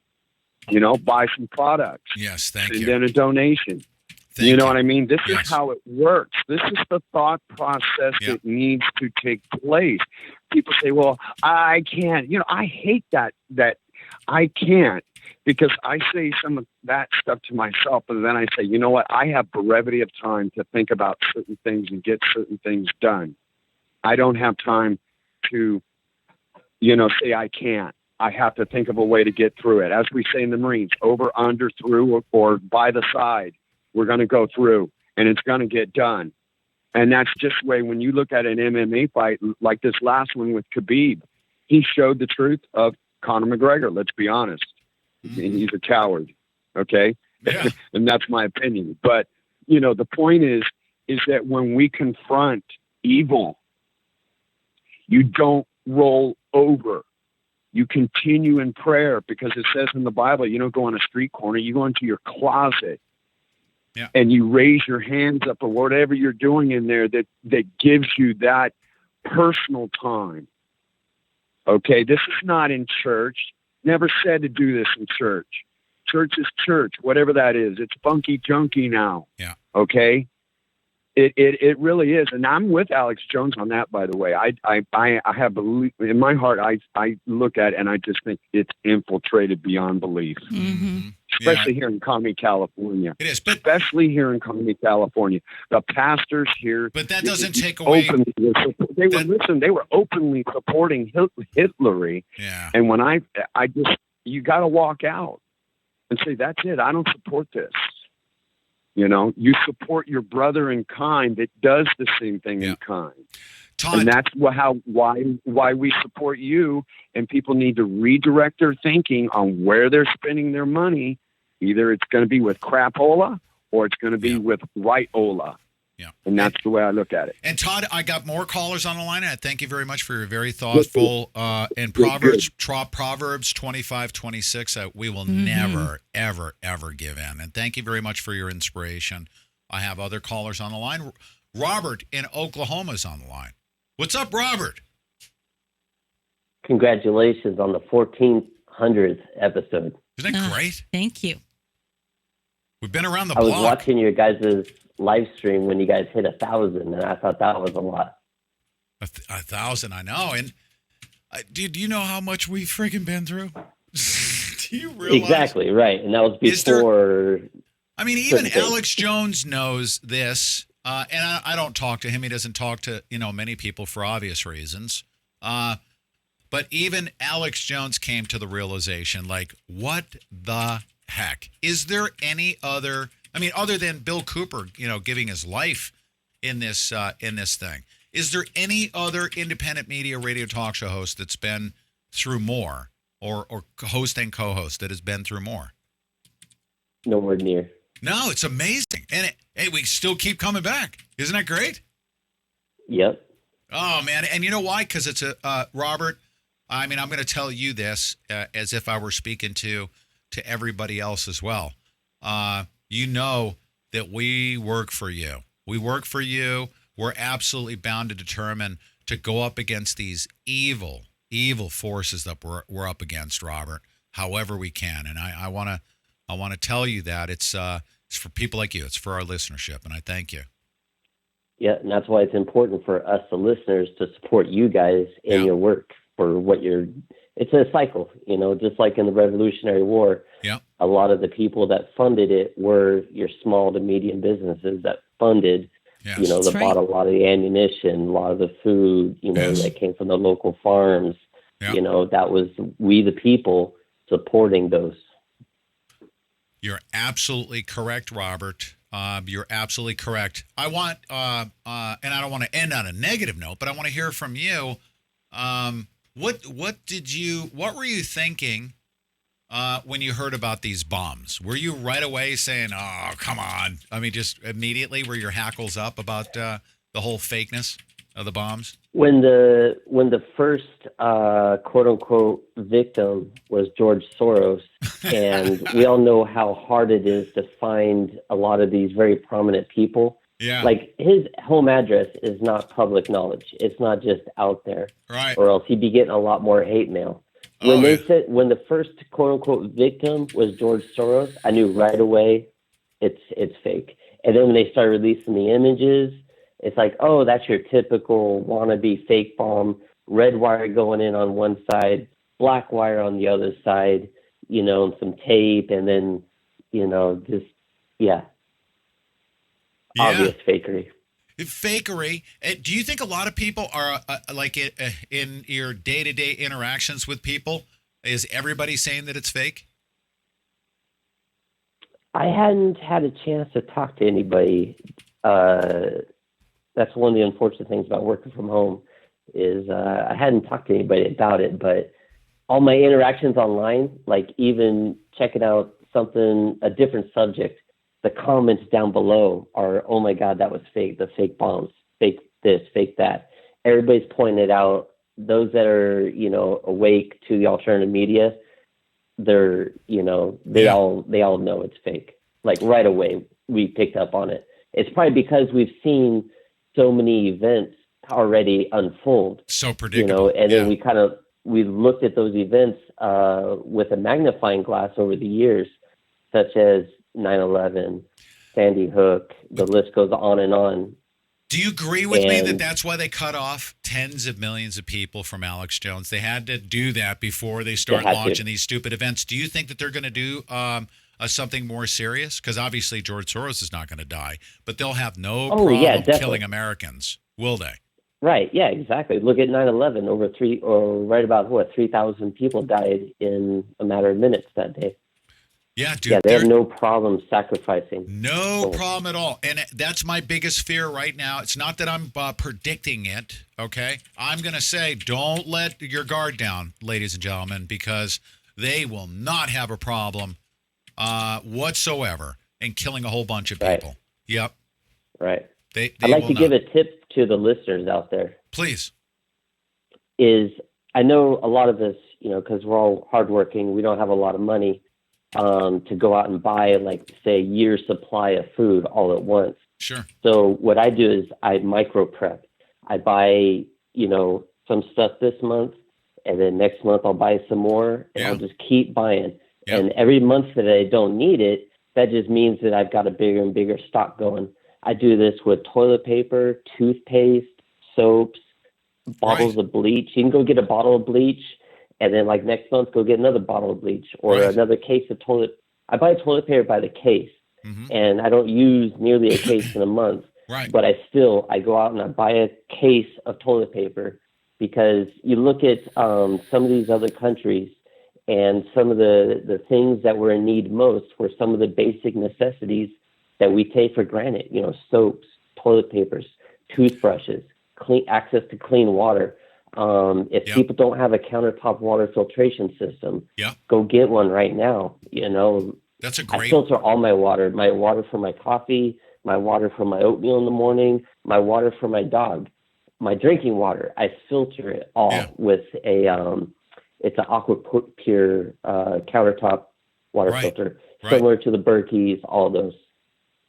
That's great advice. And did you know that I spoke with a Russian that survived the collapse of the Soviet Union? You know what they told me was the number one top most important item? And he said, you need to go get this. Guess what it was? Seeds. Fishing line. Fishing line. Yeah, yes. Okay. He said that was the top commodity. It was literally currency. If you had a bunch of fishing line, everyone wanted fishing line because you could go fishing. That's a good idea. And go feed your, you know what I mean? It was that easy to, to feed your family. You go fishing. Yeah. Fishing line. You could do a lot with fishing line. You can make snares. You can fish. You can make a net out of it. Fishing line. I could see that. Yeah. And then that's so cheap too. You could buy a spool of 100 feet, 1,000 feet, whatever it is, for a few bucks. Throw it in the closet. He said it was like currency. If you had a whole bunch of it, and you had a monopoly on local fishing line, those were the rich people during throughout the collapse. Yeah, and we've had friends of ours who are preppers, and they said another really good thing that people don't think about, but would also be used as currency in case if something catastrophic were to happen, would be Bic lighters. Mm-hmm. That you could literally use Bic lighters as currency. Yeah. That ready-made fire that people, because with matches get wet and all of those things. And so we thought about that, and it's true, isn't it? I mean, right? Yep. Bic lighters. And they last a long time, too. And they do. It's amazing how long the 99-cent store. You can get them at the 99-cent store. He said he had tubs of them. He had tubs of them. Every time you go get gas, just get a Bic lighter. Every time you go get gas, you go in there. Those of us that pay with cash on those things. Throw them in the tub, right? Like, oh, okay. Yeah. There you go. Robert, thank you so much for your pointers. Thanks for calling in. Thank you for your support and your kind words. Thank you, and I'll talk to you guys at the 2000th episode. All right. All right, sure will. Thank you. That's awesome. Thank you so much. That's right. Semper Fi, brother. That's right. I heard that as I was disconnecting. Paul in the very corrupt state of Illinois. What's going on, Paul? All right, Pete. All right. Hi, Deb. How you doing? All right. Hey, I was going to say I was on the suggesting to everybody on the chat and the YouTube chat that we all need to find that there's so many YouTube channels that post that Larry Grathwohl interview. Yes. And we need to find those and send them to all our friends. Yes. Send them to all your family and friends, whether they like it or not. I send text links and everything to this stuff. I make a lot of people don't want to talk to me anymore. I'm going to run. They don't even want to. I'm going to run Grathwohl on our streams like crazy. It's just a short couple minute Keep clip. Running. Keep running it. Absolutely. Right. It's posted on several YouTube channels. I don't know exactly which ones, but it's on there. But these are the people. The reason why it's so important is because the people he was investigating that were blowing stuff up, like Bill Ayers, are the ones that are running the deep state right now. These are Democratic Socialists of America. They've infiltrated and overthrown our government, and it's time to know who they are. That's the first step, is to know who they are before we can go crush them. Yeah, somebody said in the chat room, Paul, somebody said in the chat room that Barack Obama was raised on Bill Ayers' lap. And that is the truth. Mm-hmm. And right here in South Chicago. Right here in South Chicago. He had a mentor, a priest mentor, who was actually a priest at the school I grew up at.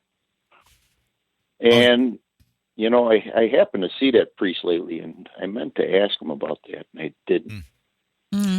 Well, Paul, it'd have been interesting to get his take. I have just a couple minutes. This will be the last call, and then I'm gonna segue to the next thing that we're gonna do here. I'm gonna make an announcement here, but Paul, thank you so much for your loyal listenership. Thank you so much. I appreciate it. Okay, Pete. All right. Good night. Okay. Good night. Thank you, Paul. Thank you. Yeah. Talk to you next time. All right, yes, sir. Thank you so much. All right, you guys. Let me see. What's the best way that I can do this? I'm going to put it up here. Hold on 1 second. Just give me just 1 second. I need to get something set up here. I'm going to get rid of that. And I'm going to put this up. I just made this graphic. Something that happened today. Yesterday, I was telling everybody, what I believed that we needed to do. And I was threatening, Silicon Valley, saying, and the leftists saying that, you're gonna wish, because of what we have, you're gonna wish that you're receiving bombs from us, because our God is actually gonna, our God is gonna guide us, and I think that we can powerfully come together, shoulder to shoulder, in peace. And I said, offering flowers, and I couldn't convey in imagery, or I couldn't translate in an auditory fashion what it was I was trying to say, that is in the power of our people, that I so believe is inherent in our people, our godly people, Christian conservatives especially, and what we want even for the other side, the Democrats on the other side. And I couldn't convey it. And then Deb comes to me and she said, "You got to watch this." She's been asking me for 2 days. Yes. I'm like, oh my goodness. Please watch this. Okay, so she forces me to watch this thing. Yeah. And not only did I get emotional about it, okay, the reason why I got emotional about it is because it actually conveyed what I was trying to say yesterday. So I'm going to share this with you, okay? And I'm going to put it on the screen right now. I'm going to share this with you. And it so inspired me. I'm going to tell you what I was immediately inspired to do. We'll talk about that here in a moment. But you need to watch this. Come on. Come on. Oh, my God. Get Flash Player. Hold on a second. Oh, my goodness. Are you kidding me? Right in the middle of your segment. I just freaking hate computers. Is that Leonard Cohen? Huh?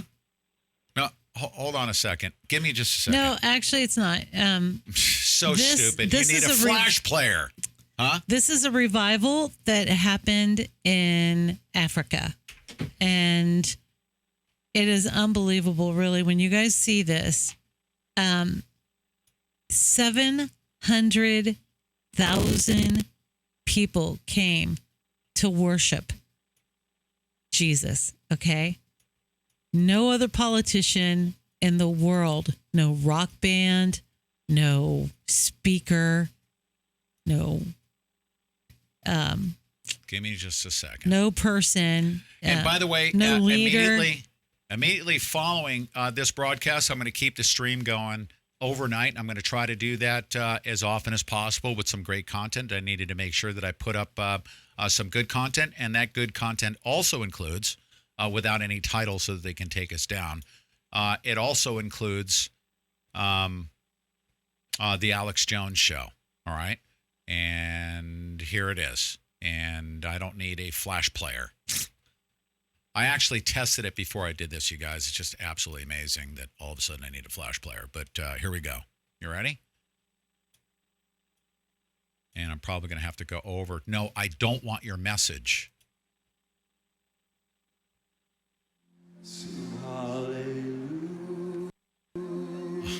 I don't care how people reacted. Come on, sing. Hallelujah.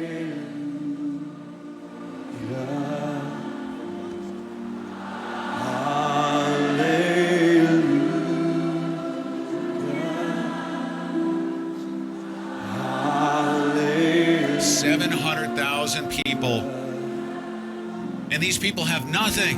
They have nothing materially, but they have God. Come on, lift your voice to the Lord.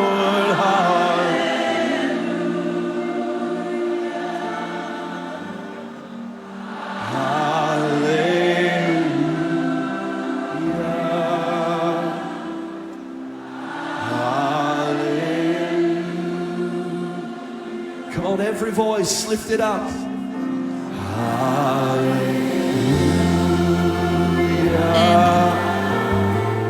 And this took place in Africa.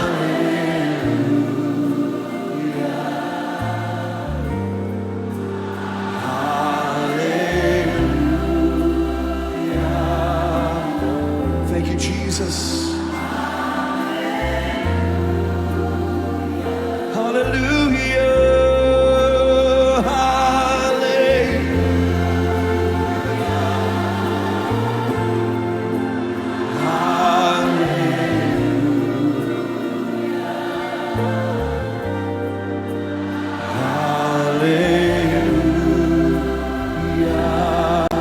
Hallelujah. Look at those people. Come on, let's sing. Thank you, Jesus. Thank you, Jesus. Thank you, Jesus. That's us. They can't overpower this, okay? The evil forces we're up against. Can they?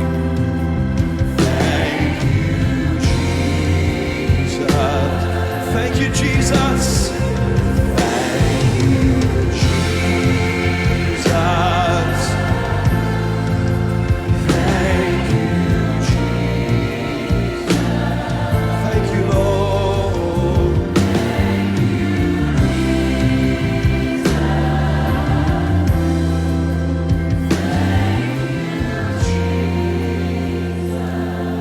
Let's sing this. Holy, holy are you, Lord God Almighty. Worthy, worthy is the Lamb. Worthy is the Lamb. For you are holy. Holy are you, Lord. Are you, Lord God Almighty? And worthy is the Lamb. Come on, build it up. Worthy is the Lamb. For you are holy. Holy are you, Lord. Are you, Lord God Almighty? Worthy, worthy is the Lamb. Yes, worthy is the Lamb. Come on. For you are holy.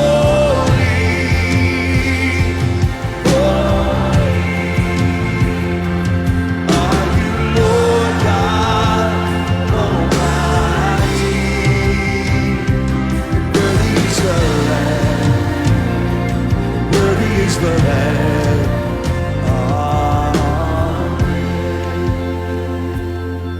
Thank you, Jesus.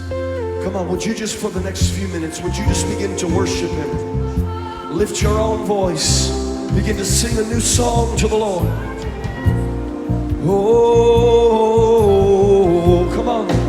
Lift it up to the Lord. Worship Him from your heart. Sing a new song to the Lord. Jesus, Jesus, worthy is the Lamb. You're worthy, Lord. You are holy. Woo. Come on, open your spirit right now for the Holy Spirit of God.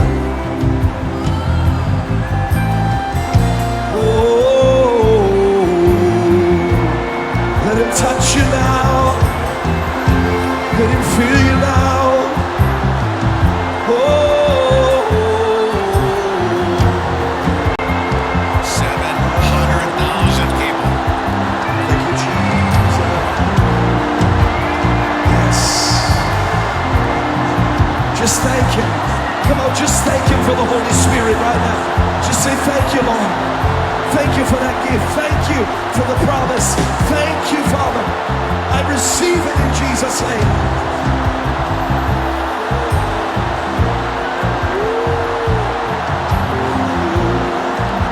Listen to that.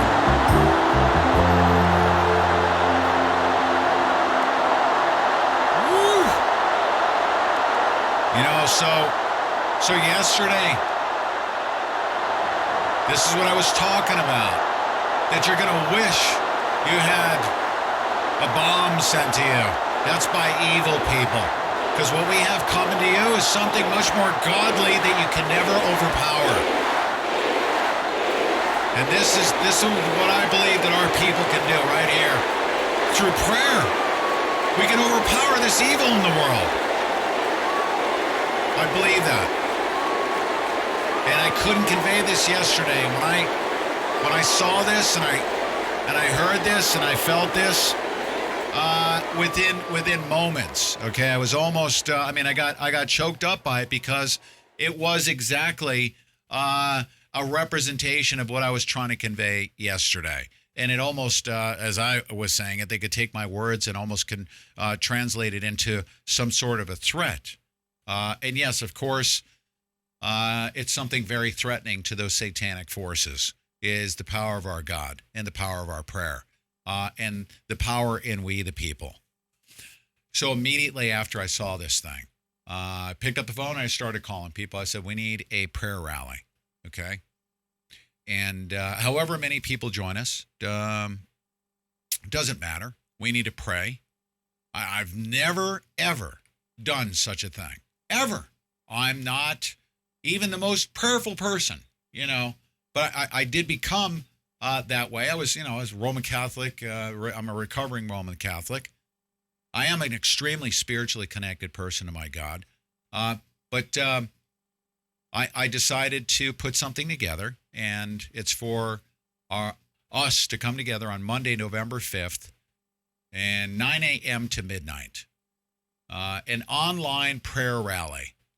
And I believe that this is what we have. It's the most powerful thing that we the people have, that we don't need material things. We don't need wealth. We don't need fame, fortune, political power, or of any of those things. That we the people must come together, and the power of us coming together in prayer, especially us conservative Christian patriots, they would never be mailing bombs or bringing harm to our political adversaries. We don't want that. We don't want that. So I wanted to do this Monday, November 5th, 9 a.m. all the way until midnight. There's a lot of people that are going to be joining us.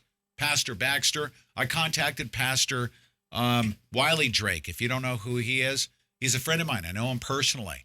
Pastor Wiley Drake. I've been running around with him in Southern California. He's a great American patriot. He's actually going to join us at the noon hour. He does a congressional prayer rally each and every day, daily. That's right. He does it online. And I told him about the thought to do this, and he said, let's do it. And we're going to do it. We're going to have lots of people joining us. Yes. Everybody of every race, creed, color. And guess what? You can even be, a Democrat as well. And we pray for you as well, that you come awake to these evil forces that are on the other side. And to do so on Monday, November 5th, that's what's going to get us over the hump here. These are evil people that are trying to take us over and overpower us, but they can't. I believe that they can't. That what you just saw there and what I saw in these people in Africa, it is unconquerable. You cannot overpower the spirit of those people. 700,000 people coming together in prayer. You just felt it, you guys. How powerful was that? We need to do that on Monday, November 5th, not just to win, but to pray for not only our country, but for the success of our country, and pray for the exhibition of freedom and godliness of our country, to do the right thing as an example for all the world to see. And I want to pray for that. And I want people to come and pray for us and with us together. Now, I think we can have a lot of people come together. What are they going to do? They're going to shut us down. They're going to turn us off on that day because you can't have people coming together in prayer. Or is that what they're going to do? We can come together in the millions. Why can't we? Why can't we have people from all over the world join us in prayer against these very evil adversaries that don't like human beings? And how do I know that? It's because of how they're treating us. I don't believe that they're treating us the way we deserve to be treated. Keep us separated, keep us divided, to keep us enslaved. We can break ourselves from the enslavement through the power of prayer. I believe that. I hope you guys do too. I hope you join me. I hope you'll share the word. I mean, just bring people together, even people that don't normally pray, if you don't normally pray. I want to thank everyone. Paul Crane, Super Chat, $9. Mindy, I'm not going to give out the dollar amounts here because there's, if it's $1, it's so much appreciated. E-Tech TV, Rich Garboski. Argyle, thank you. Cindy Beadle, thank you so much. Okay? You give, and Cindy also bought, $1.99. I got to let you know, she also bought Brother Doc's beef jerky this week, and Thank she you. was enjoying her orange teriyaki. She liked it. That's yeah. great. That's great. You support it. You get the benefits Thank of you, Cindy. great product. Thank you. This is the new economy, okay? Your support in this show, all right? And the message that we're promoting, it's not a message of violence.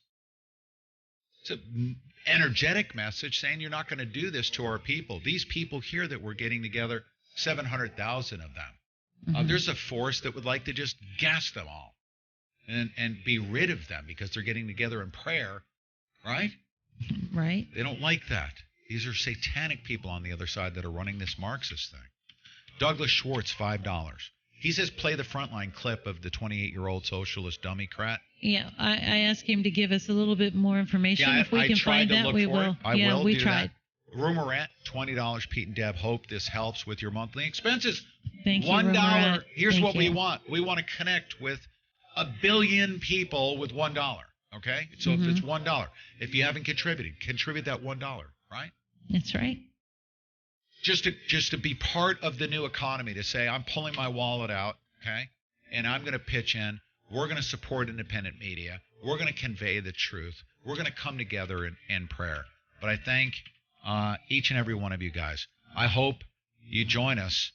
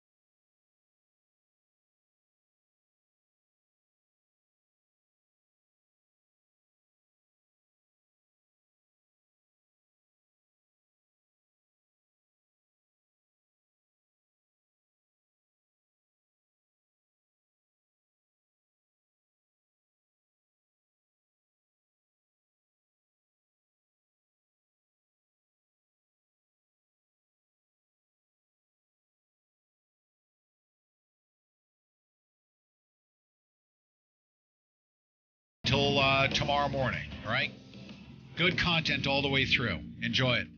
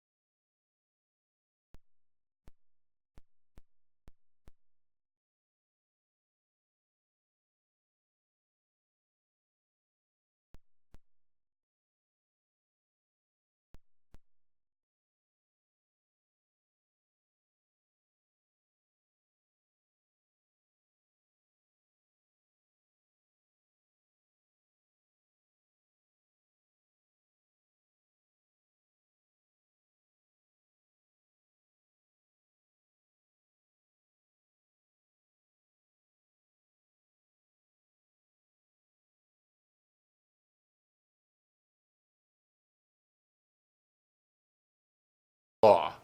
And it says that anyone found to be facilitating illegal immigration, including by assisting non-governmental organizations that help migrants seek asylum, faces up to a year in jail. Soros was doing the same thing in Hungary, trying to open the borders so that people fleeing the Middle East and North Africa could come into Hungary. Now, the Hungarian government, which is a right-wing government, stopped that cold, all right, and then passed a law to prosecute Soros. Now, if Soros goes back to Hungary, he was originally a Hungarian national. He's now an American citizen. They could arrest him. Okay, so that is what's in play, I believe. Now, I don't have proof because we can't see who's funding Pueblo Sin Fronteras because Honduras is not going to release that. But I know that somebody's funding this march because it's an environmental disaster, by the way. I mean, picture 7,000 people walking 2,000 miles. They have to use this problem of 7,000 people trying to get into the United States for asylum. Nobody asked it. No press person asked it, as far as we can tell. Now, Joe Biden gave a speech, no solution. Trump is the devil, Trump is this, Trump is that. Trump's solution is, he says, he's going to move the U.S. military, regulars, not the National Guard, to the border to stop people from seeking asylum. What you have to do is in a port of entry, if you are a foreign national seeking asylum, you yourself have to go up to a U.S. border person or an ICE person and request it face to face. If you do that, they have to process your application for asylum. But what President Trump is saying is that he's going to put the military between the migrants coming and the U.S. Border Patrol officials. So they're not going to be able to ask anybody for asylum. That's the only way to stop it, because we have arcane immigration laws here. And that's why President Trump blames the Democratic Party. He says our immigration laws are crazy and antiquated, but the Democrats won't change them. But there's more to that, because the Republicans will not either. All right? President Trump's had almost 2 years to get legislation passed. GOP controls the House and Senate. But he hasn't been able to because Republicans themselves, some, won't support a border wall or changing the immigration laws. It's not just the Democrats here. Now, the president says he will cut off some aid to Honduras and Guatemala and El Salvador because those governments have allowed people to come to the USA. I think the number is close to $500 million a year. Yes, $500 million a year for those three countries in 2017. So it's a lot of money.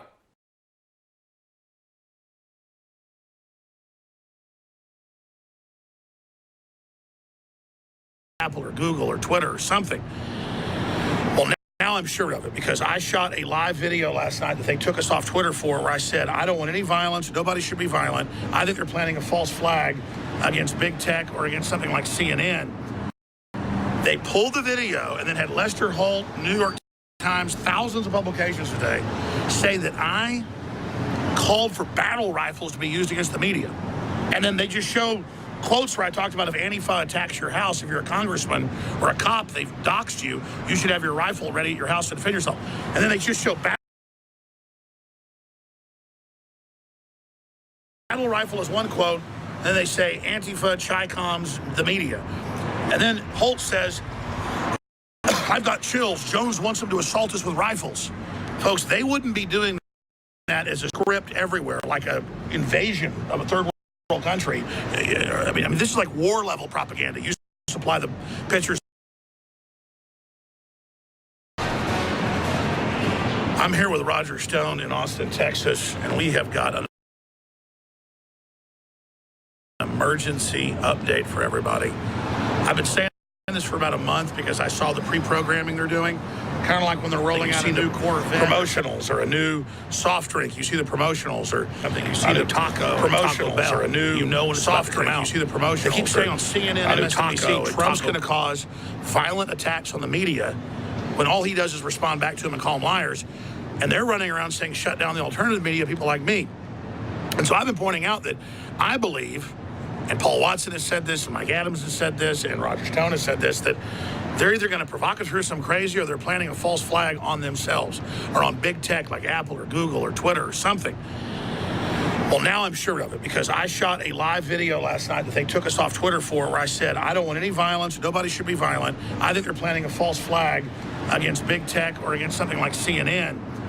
They pulled the video and then had Lester Holt, New York Times, thousands of publications today say that I called for battle rifles to be used against the media. And then they just show quotes where I talked about if Antifa attacks your house, if you're a congressman or a cop, they've doxed you, you should have your rifle ready at your house to defend yourself. And then they just show battle rifle as one quote, and then they say Antifa, Chi-Coms, the media. And then Holt says, I've got chills. Jones wants them to assault us with rifles. Folks, they wouldn't be doing that as a script everywhere, like an invasion of a third world country. I mean, this is like war level propaganda. You supply the pictures, I'll supply the war. As William Randolph Hearst said of Hearst Publishing, to get us into the Spanish-American War. I know a PR rollout when I'm seeing it. And now CNN came out this morning and said Alex Jones is a domestic terrorist planning terror attacks with no links or no proof. So I'm sure now that this is one of their big October surprises in the next month or two, to stage something or provocateur something and blame it on me. And Roger Stone concurs We do not want any violence. We decry it. We stand against it. We're winning politically. It's the left calling for violence and shooting Scalise and beating up Rand Paul and everything else.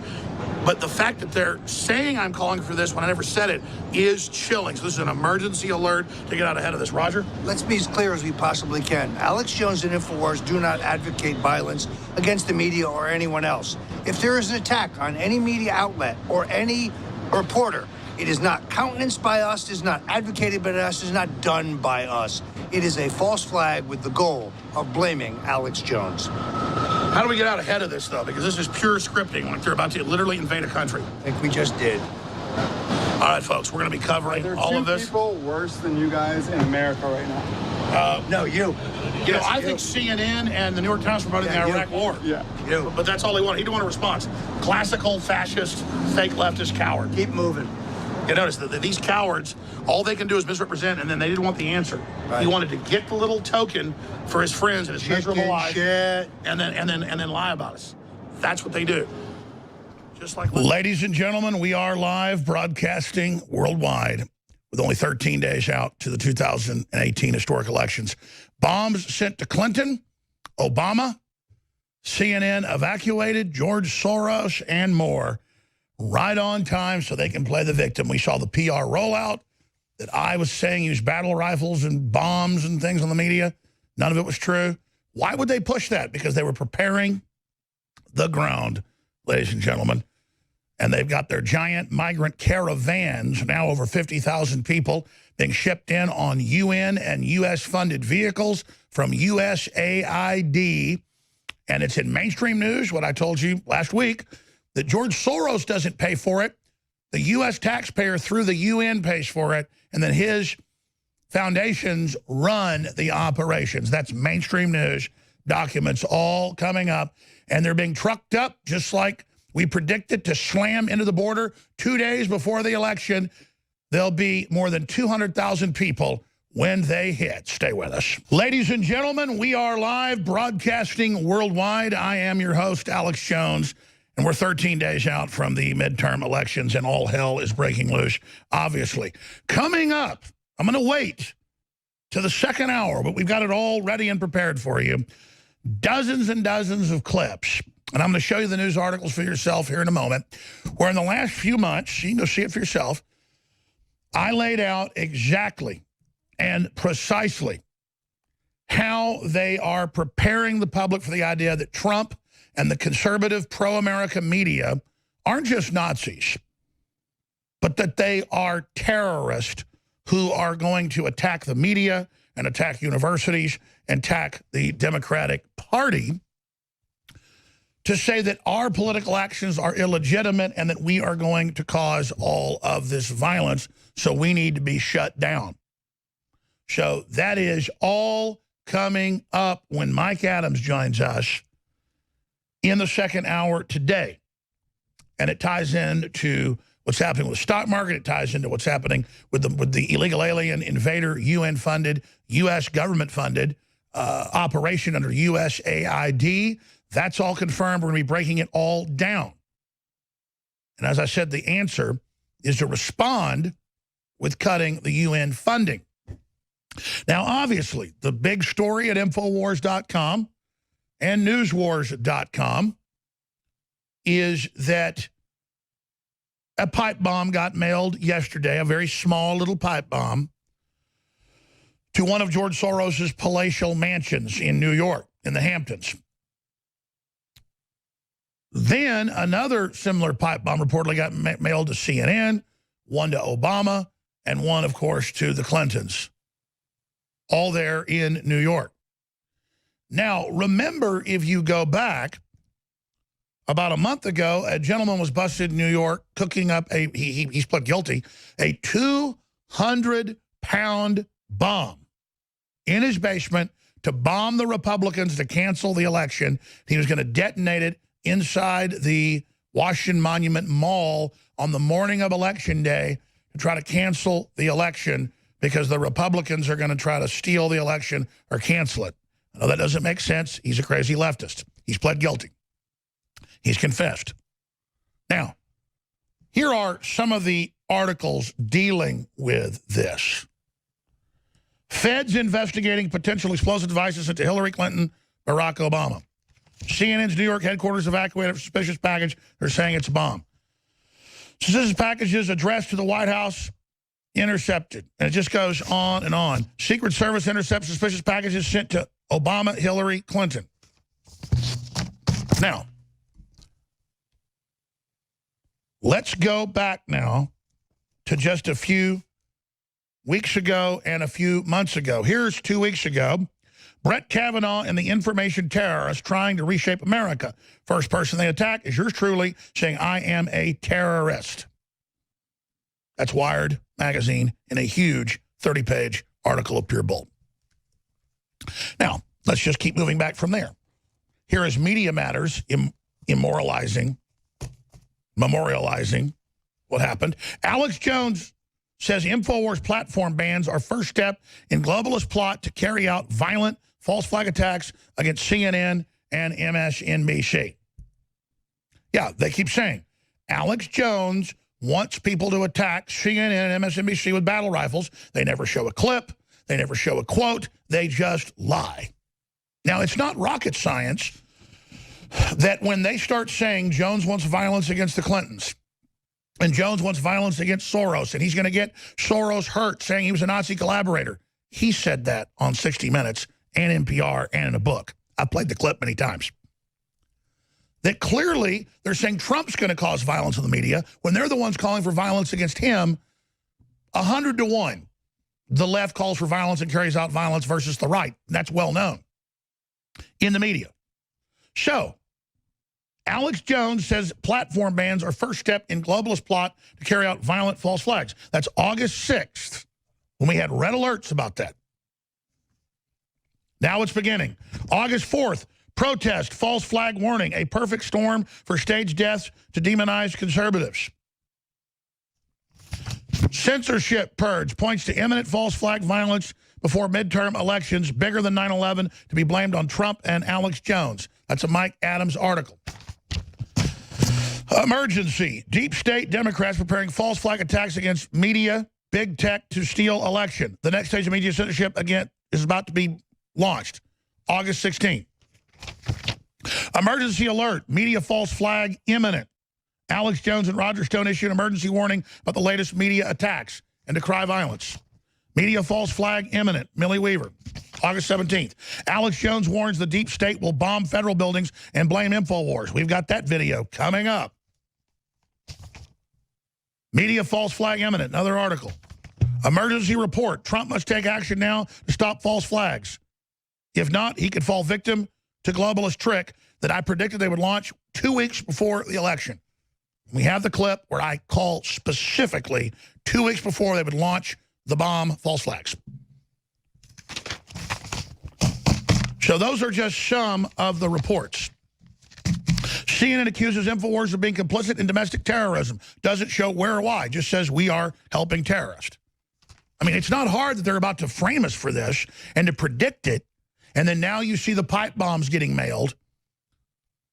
And then they find the mentally ill individual or the person they've wound up or the patsy, which the Democrats and the globalists are famous for.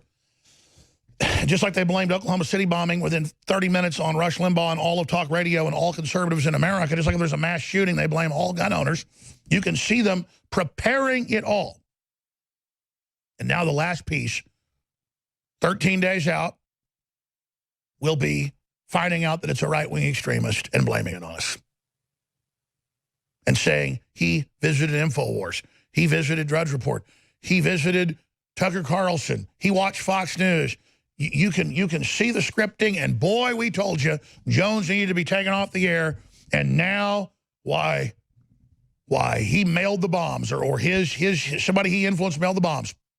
And this is just to gauge and create anxiety that it's the right wing and that Hillary and Soros and Obama and CNN are good guys that are just trying to talk about the news and help America. And so we've been resisting them and saying they're globalists. And so we've been saying dirty words like nationalists and other evil stuff. And so now, with the election 13 days away, you know they're planning bigger events now. Now that they've named themselves as the victims and have created the hype and the fear, Now there can be the big event, and then they can bust the group or individuals or the lone wolf that's behind it and properly blame all of us. Remember, Lester Holt is a liar. Alex Jones did not call for violence.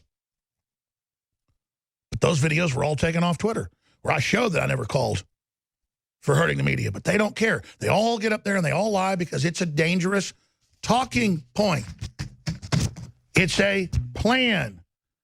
And if you think the censorship purge has been bad so far, all of this was done in preparation for when they really staged the big false flags, the new 9/11s, the new Oklahoma Cities, and blame it on us, where we're unable to communicate on social media and other systems, like when they say in the news every day that I say nobody died at Parkland or there are Martian slave bases. I can't respond. So they can tell any lie they want. That's not enough. They're going to want to shut down talk radio. They've already staged attacks, tried to kill 17 members of Congress and failed. They've already tried to get Trump. They're making their move. And that's why you need to open the emails we send you with news alerts, and you need to share those with people at Infowars.com/newsletter. And you need to send those off to others and say, we're in the zone and we're the People's Underground Information Network. And without you, the listeners and viewers, taking action, they could succeed. But we're still here standing strong in the fight with core viewers and listeners bigger than ever at Infowars.com. That's why it's critical you magnify and amplify everything we're doing. Ladies and gentlemen, we're back live with 13 days out from the election. It's the 24th day of October, 2018 on this Wednesday edition. The second hour, we're going to get into the clear hype that the right wing, that the Trump army, that Infowars is causing violence and wants violence to the point of corporate media in unison saying that Trump's calling for violence, never showing him call for violence, and that I'm calling for bombing and shooting the media. Now, when you see them say that everywhere but not show a clip, that means the deep state that owns and runs them, that has conquered this country, that is on every channel telling you being a nationalist or being a Christian is bad, that if you believe in America, and you believe as a taxpayer that you have certain benefits, and you believe you have certain God-given rights, that you are a Nazi. I watched last night and this morning every news channel. There's an article on Infowars.com where every major corporate fake news channel says that Trump is a Nazi. The article's on Infowars.com. Steve Watson. Trump is Hitler. Excuse me, it's worse than that. Unhinged Democrats and leftist media call POTUS fascist dictator for saying America even exists. I mean, that's really all he's saying. That's the upside down world. And they're saying we're going to cause violence, and then a pipe bomb shows up at George Soros, the kingpin, to make him the poor baby. And the headline is in all these papers last night and today, the same headline, Holocaust survivor. He survived the Nazis, the poor thing, and now he's facing pipe bombs. He worked for the Nazis and said it was the best time of his life. Happy-making time. By the way, that's one reason they took us off YouTube is we played those videos and Young Turks so they didn't exist. Later, I'm going to play the full compilation of him on NPR, him on 60 Minutes saying the best time of his life was working for the Nazis rounding Jews up. And it's in Dinesh D'Souza's movie. But I digress. His latest movie. Think about that. So, right on time, George Soros, and then Hillary and Bill, and then Obama, and then CNN. And, oh, I bet some more little pipe bombs get mailed. And then they find the mental patient, or they find the patsy, or they find the group, and, oh, they were Infowars believers in the conspiracy theory that George Soros is involved with the UN and involved in world government, and that he's a bad person, and that he's an enemy of this country. I mean, he is a globalist. He is a Nazi collaborator. He's totally out of control. It's in all the federal filings. He is one of the biggest funders. He gets U.S. taxpayer money to do it through the UN, and that he's quarterbacking all this stuff. So he gets a pipe bomb, and then it's like Oprah Winfrey, you get a car, you get a car.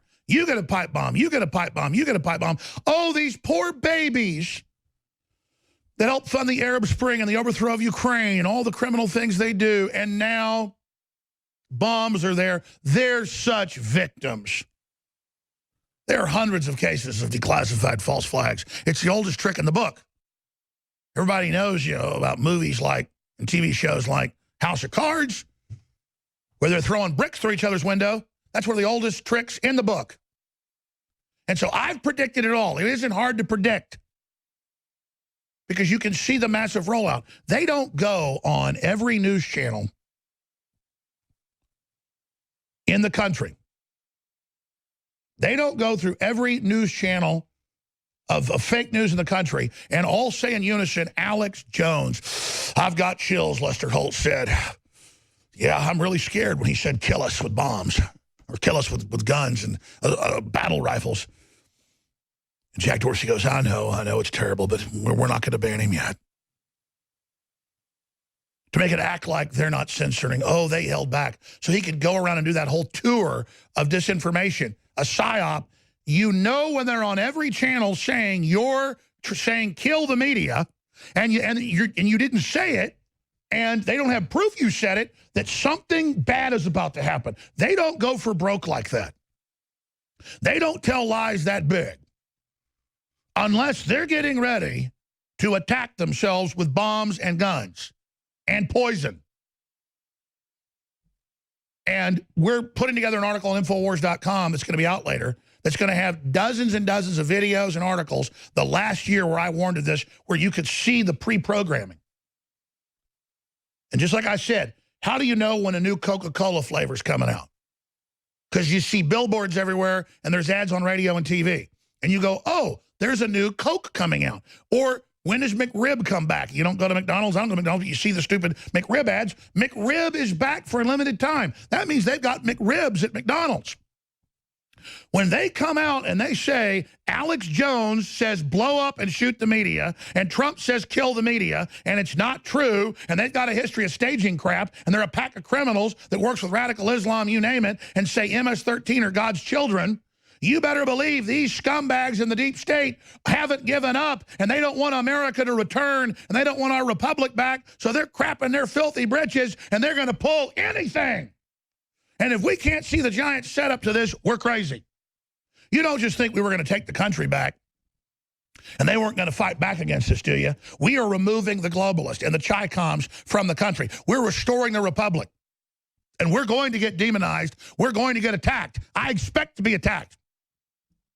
But I expect you to be smart and know what's going on. So Alex Jones says InfoWars platform bans are first step in globalist plot to carry out violent false flags against CNN, MSNBC. That's Media Matters, memorializing what I said on August 6th. Here's part of it. What's the next step in their censorship plan? Well, I can tell you, they're going to stage false flag terror attacks. They're going to stage events against the media. We told you this was coming. They're going to say that Trump criticizing their lies is going to cause the violence. And they're going to directly, though, pin the probably mass shooting and bombing attacks on InfoWars. Now, I'd already been getting this chatter. I could see CNN and others hyping it up, that I'm going to cause violence, that Trump's going to cause violence. I could see Brian Stelter yesterday. Let's make sure we have that clip for the next segment, where he plays the segment off C-SPAN and says, oh, everybody's coming to try to get me. Whole thing sounds staged. This is all they have left now, is to say our speech is bad and that we have to be taken down. So understand that's... Now, when we come back, I'm going to get into the caravan, the economy, the latest election news, all of it. But when we do the second hour, I'm going to play Mike Adams predicting it all. I'm predicting it all. But understand, here's the big emergency. These are only probing attacks to set it up and to test the public. Will they buy that Soros and Hillary and Bill and Obama and CNN are poor victims? This is introducing them as the targets. They can whine and moan and predict, if Trump doesn't stop, you're going to get us all killed. And then in rolls that big-ass truck bomb into CNN Center, Atlanta. Boom! All the execs will be off on a special meeting that day. Most of the CNN crew would have never expected they'll get hit. They'll even take out a large group of their top people. Yeah, they're getting ready to hit themselves and hit themselves hard. MSNBC, ABC, they're going to hit themselves. To watch them hype up violence in this country and promote Antifa mainstream media and then point their fingers at us and say we're hyping the violence So when the violence comes to the media, we know is coming. They're hyping it like it's going to happen. Well, you know, we have to take over and have to ban free speech because people are going to be mean to the mainstream media. And Jones is saying come after the media with violence. That's the last thing I want. And they know that. So that was back in the middle of August. And I've got a bunch more of these clips. What did I say at the start of the show? Second segment. 10 minutes into the show, I said I expect a bunch of other fake pipe bombs to be mailed to other Democrats' offices so they can all be victims. Bomb squad investigates suspicious package at Wasserman Schultz's office. And it just continues on from there. So there's no investigation of her and the Owan brothers and the laptops and all the rest of it because, she's a victim now. Donald Trump and Alex Jones, it's all their fault. And, you know, that's guaranteed to be all over the news. If it isn't already all over the news, I guarantee it'll be on the news soon. Bomb squad investigates suspicious package at Wasserman Schultz's office. So how long till they bring in the patsy? And how long until the minute he's arrested, we hear that he was at the re-elect campaign of Donald Trump and at Infowars.com. How obvious is this going to have to get? I want to get into the migrant caravan.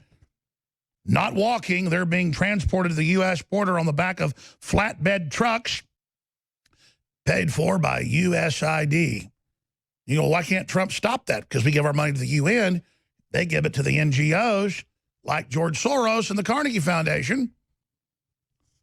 That's all coming up. Stunning. Photo evidence shows caravan migrants carrying USAID bags paid for by U.S. taxpayers. Mexican news outlet, 14,000 Honduran migrants heading to U.S. Remember, they told you it was 200 last Friday. I told you it was 20,000. It's 50,000. Suicide surges in hopeless Venezuela. Well, I'm sure that's America's fault. How did the migrant caravan become so big, and why is it continuing to grow? Trump administration has not settled on a plan for what to do. The migrant caravan arrives in the U.S. border.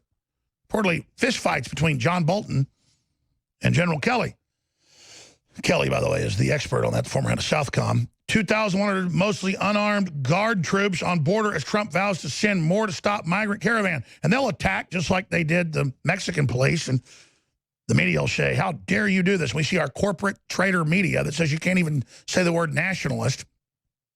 Rolling out the red carpet to the migrants, and NPR this morning, I was listening to it driving to work, was saying how it was the best thing in the world. And how we just need to be totally open and have no borders. You've got Hollywood running around saying that. That's all coming up with the video and more next segment. But whatever you do, they censored and they blocked and they tried to shut down InfoWars ahead of the midterms and ahead of the last 2 weeks. What did I say in show after show? I said in the last 2 weeks, because I've watched what the globalists do in other countries. They launch overthrows of governments during elections so they can confuse it all, and when the public is the most hyped up and the most divided, so they can create a national emergency and remove the president. Soros is an expert at this and has done this in more than 20 countries. He's trying to crash the dollar right now. He's trying to crash your pension funds right now. He's working to bring down this country right now with all these other globalist groups. And I've got stacks of mainstream news admitting that it's the Carnegie and the Ford and the Rockefeller and the MacArthur Foundation and the Open Societies Foundation getting money from the UN to run it. And the UN sets up the refugee centers and has the executive power through agreements to do this. So right on time, the bombs get mailed. What did I say just two Sundays ago? I remember on the show saying, they're loading the bombs. They're preparing to mail the bombs right now. We haven't found that clip yet, but you heard me say it. They're loading the bombs. They're loading the bombs. I said it a month ago, just days before they busted the guy with a 200-pound bomb to blow up conservatives on Election Day to cancel the election. What do I tell you over and over again? They want civil unrest. They want murder. They want death. Let's go to a few clips here from September 14th and October 10th. Two different clips. Here they are. I don't know if it's going to be truck bombs or machine gun attacks. I don't know what it is. They're getting ready to blow the living snot out of themselves. And when it happens, I won't be on Twitter and Facebook and YouTube, but you will be. You've got to get out there and cover it all. That's why they said, oh, my God, he said Sandy Hook didn't happen, which I did question. Then they said I said Parkland didn't happen, which I did not question because it was a police stand down. Because they want it where I'm not listened to when they pull this. Because they're going to blame Alex Jones, Alex E. Jones, and DJT. DJT. It's confirmed. The left is activating their sleeper cells. They are preparing to stage terror attacks in the next 26 days, and it's only meant to escalate from there. The globalists don't even care if they win the midterms. They want to create a national emergency to try to drive Trump and the patriots out of the government because they know that we're bringing the country back, and the prosperity is the ultimate trump card against the globalist. So they are now about to make their move. But thank God, Trump and the patriots that we do have in the government are aware of this and are stopping these terror attacks before they take place. The only question is, can we stop them all? This guy is the classic cutout. I've done a lot of research on him. Classic cutout decoy. Mental patient who they would have out there with a bomb, who they would then load up with pro-Trump paraphernalia, you name it. There's a lot of different angles they could go with, but the globalists tell you how they even do this. Remember the movie Arlington Road where they trick the professor to think he's going to stop the terror attack, but then he actually gets blamed for it? That's exactly what they did with McVeigh. He was there trying to go around setting up militias to stop terror attacks. When they said they were going to go ahead and create a real one, he blew the whistle, tried to stop it. They drugged him up, and the rest is history, and that all came out in court. But that's a side issue. Let me go over this article for you right now.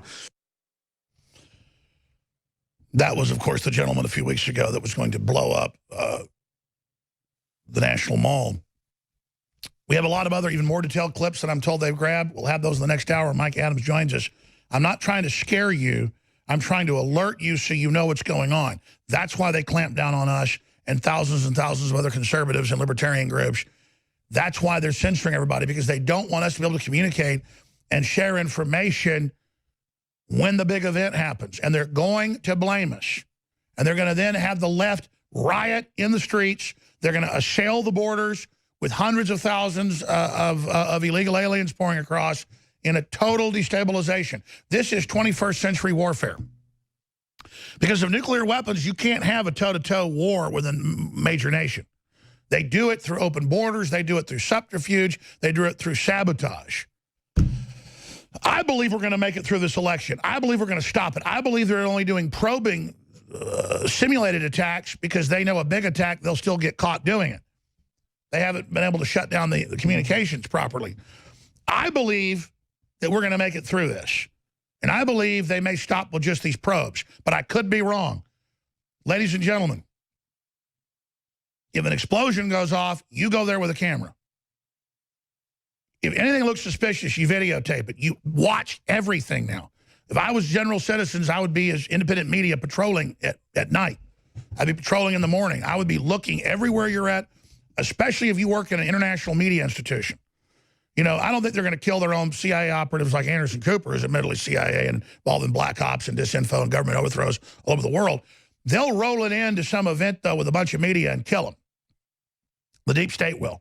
And so I'm telling you, especially media, universities, and Democratic Party facilities, if you're at a big Democratic facility and you suddenly see all the executives gone one morning, get out, get out, get out. Just like OKC, they're going to be across town because they know that truck bomb's rolling up. We'll be right back. This is an emergency broadcast.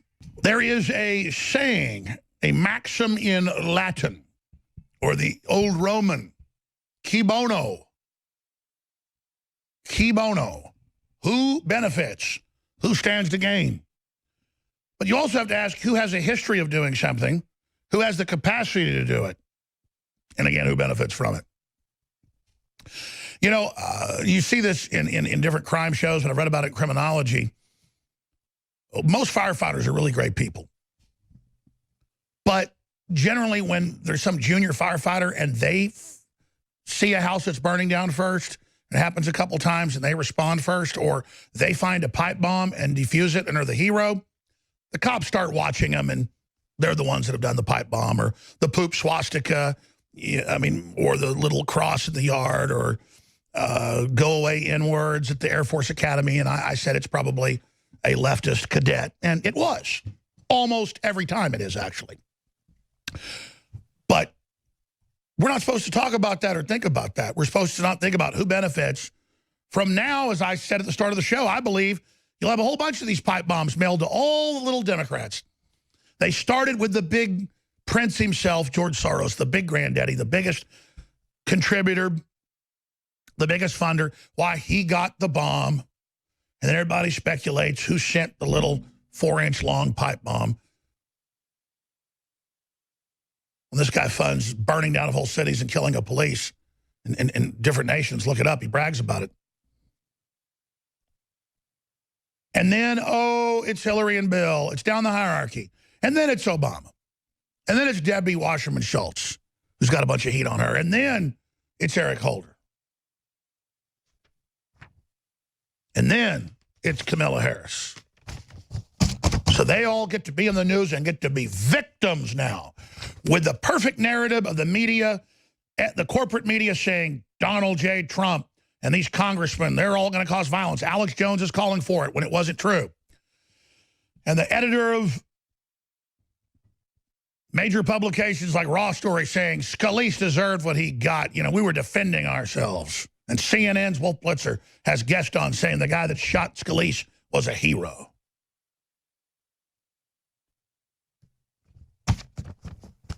See how that works? See how these people operate? And it's right in front of your face. And they want me off the air ahead of the deep state group they've got, branding that the left is under attack when they're the ones calling for all the violence. They're the ones carrying it all out. CNN saying, well, the cops are getting killed because cops are bad. And really, if a cop does something bad reportedly in another state, shooting a cop in the back of the head's okay. They're the ones trying to destabilize the country. They're the ones saying no borders, no walls, no USA at all. No borders, no walls, no USA at all. And now they've got big, brand new 18-wheelers, flatbacks, piled up with people on big old super highways driving up to the U.S. border. And there's all these, and waving their Honduran and Nicaraguan and Panamanian flags. Woo! And saying Trump is the Antichrist and burning American flags. Yeah! And all these Hollywood people came out. I'll get to that in a moment. And they're saying the same thing. No borders, no walls, no USA at all. And then they have Don Lemon and Chris Cuomo and Rachel Maddow. I think I asked the crew back there to do a compilation of that. It's in the article by Steve Watson. Trump is Hitler. Unhinged Democrats and leftist media call POTUS fascist dictator for putting America first. And they shake their head and they said, he said we're a nation. He said we have a country. That's mind control, folks. Acting like something totally normal is bad. See, but they're a pack of liars that have gotten away with everything. So why shouldn't they? Google's in big trouble for illegal spying. So's Facebook. So's Apple. Apple's led the way spying on their users and selling the data, even giving it to the Chinese government. So Tim Cook's out trying to do damage control. And notice the head of the Trump campaign, who I've been a little critical of, because he's like, I don't want to comment on the censorship. The White House may do something. I can't comment. And I'm like, come on, you need to comment. And he wouldn't give me one, so I kind of got mad at Parcells a little bit and said that. But I left it at that. Little did I know, the next day, a huge Breitbart article and he gave a bunch of speeches saying they're meddling in the election, they're authoritarian, they're dangerous, and the president needs to act. So good. I guess just strategically, they didn't want to tell us that when we ran into him at the Trump event, which is fine. All I want's action. And we got an interview with him. I just thought it made him look stupid, so I wasn't going to air it. I was just disappointed. But hey, good job. I've been told you're a great guy from people in the campaign and the president and everything, so I'm sure you know what's going on. But for whatever strategic reason, I guess you didn't want to break that news at InfoWars and get demonized. But you got to dance with who brung you, bro. They're trying to destroy me and your boss because we're Americana and we're fearless and we're rebooting it. But I'm sure you know what you're doing. The point is that InfoWars is standing against these globalists right now. Now, here I am with Mike Adams again in October. When we come back, I'm going to play the clip. I'm going to give you the exact date, but it was in the 4th hour where we lay it all out really brilliantly. And Mike Adams will be joining us next hour, but I want to explain something. This means they're considering major terror attacks against themselves, and that all the pre-programming to get that ready is for a good reason, and that 2 + 2 did indeed equal 4. In fact, we're not even looking at 2 + 2 now. We're looking at the word go with a green light. Now, that doesn't mean they're still going to pull it. They want us shut up because they don't want us on their tail, because they know I've got their number. And they know I'll never back off. You don't think I haven't had the olive branches reached out to me even recently by the Clintons? Yeah. Off-record discussion, so. People that are well-known good friends of theirs that just so happen to be conservatives. You don't think I've had the phone call, said, is that enough? You going to tap out? No, rip my arm out of the socket. I'm never tapping out because you people are evil, and I want you off my back. And you're not going to flood us with Islamicists. You're not going to teach 5-year-olds, you know, that they're really girls, little boys. I'm sick of it. I have to get you off my back. That is, see, they don't get it. The pain is having them do this to everybody. My fighting you is tapping out. What I'm doing is my death struggle to get free from you, to get my soul away from you. I did tap out. You understand? That's what this is, coming up for air, fighting for your life. I don't do this because I hate you. I do it because I have to get you off my back and my children's back. You understand that? So we've reached the epic fulcrum. We've reached the jump point. It's all confirmed. 2 + 2 = 4. Now it's a big giant green light. Well, meh, meh, meh, meh. Red sirens on the roof, baby. They got the teams, red sirens going. They got the red sirens going in their rooms. They got the teams ready. They got the contractors ready. They got the bombers and the shooters ready. And the red sirens are going on the ceiling. And the dudes are getting ready to march out and get in the trucks. They're getting ready to go out and march out and get in those planes. Foreign mercenaries, just like they did with OKC. They're coming. Probably use German ones again. They're coming. They're coming right now, ladies and gentlemen. You going to let them do it? You see Germans that look like they're in the military in a federal building or a Democrat area, you better call the police and get the hell out of there quick. Because I know of 4 bombings that they use Germans on, because the Germans will do it. They frame right-wingers all the time in Germany, even letting Guardian reports on that. So you better watch your butt for Germans, and they may even use Iranian Hezbollah. They had cutouts in Oklahoma City where they almost did that as a backup plan, because they had some Muslims they'd burn if the public didn't buy that it was an army officer. I'm going to break here. If I forget to plug to fund ourselves, they'll beat us. Not in this round, but down the road. If we defeat them this round, we need fuel at the next jump to beat them that level. We're always fighting the next war while we win this one. That's how we beat the enemy. But I need you to flood InfoWarsStore.com with orders. We've got free shipping still store-wide, 50% off all the supplements, 35% on the best high-quality storable food out there, My Patriot Supply. Get your X2. It's the last run of it. Get your Brain Force Plus. Get your body's ultimate turmeric formula. Read the thousands of 5-star reviews. And whatever you do, pray for us. And the most important thing is Infowars.com/show. Infowars.com/show. Infowars.com/show. Send that link to your email, your text, and say, this guy predicted that they were going to have bombs get sent to all the Democrats. It's a no-brainer. This guy, because they're pre-programming. It's like you see a movie trailer for, you know, The First Man. You go, oh, there's a movie coming out about Neil Armstrong. And you go down and you buy a ticket and you walk in and the movie comes on. They're pre-programming it all. It's here. It's here. 100%. 100%. I'm not worried about them blaming it on me or Trump. I'm worried about the riots, the open borders they're going to hit from every angle, stock market crashes, and they may even set off a low-yield nuclear weapon. This is it, America. You want to be slaves? Lay down. You want to stop them? Spread the word. Infowars.com. Spread it. All right, I'll give you more intel right now. If they're going operational, it looks like they've green-lighted the whole thing. In the past, they use Islamic backup groups in case they need to set them up. They'll usually use German intelligence police assigned to the military whose specialty is setting up right-wing groups in Germany to stage things like Oklahoma City. And when the Deputy Attorney General, then Attorney General, now former Attorney General Eric Holder quarterbacked the Oklahoma City bombing. That all even came out in federal court documents. And the names of the people involved, they used German intelligence and other connected groups. So, ladies and gentlemen, this is a maximum red alert. Absolute maximum red alert. Mike Adams is joining me. They're hitting our borders. They're hitting our sovereignty. They're hitting our stock market. Canada's working with the Chinese government to put anti-submarine sensors to track our submarine base. The whole world's ganged up on us. This is World War IV. It's sixth-generational warfare, 21st century. Now, we've got so many clips the crew's found. They've just outdone themselves of me the last few months with Mike Adams predicting what's about to happen, that we're just swimming in these. But here's one from August 15th. Here it is. Gentlemen, this is undoubtedly the most important broadcast I've ever done in my life.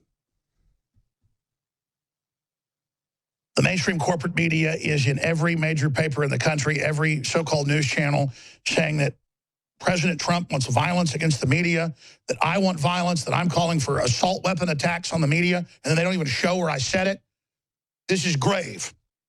It means we could be hours, days, weeks away going into this election in, 82 days from now,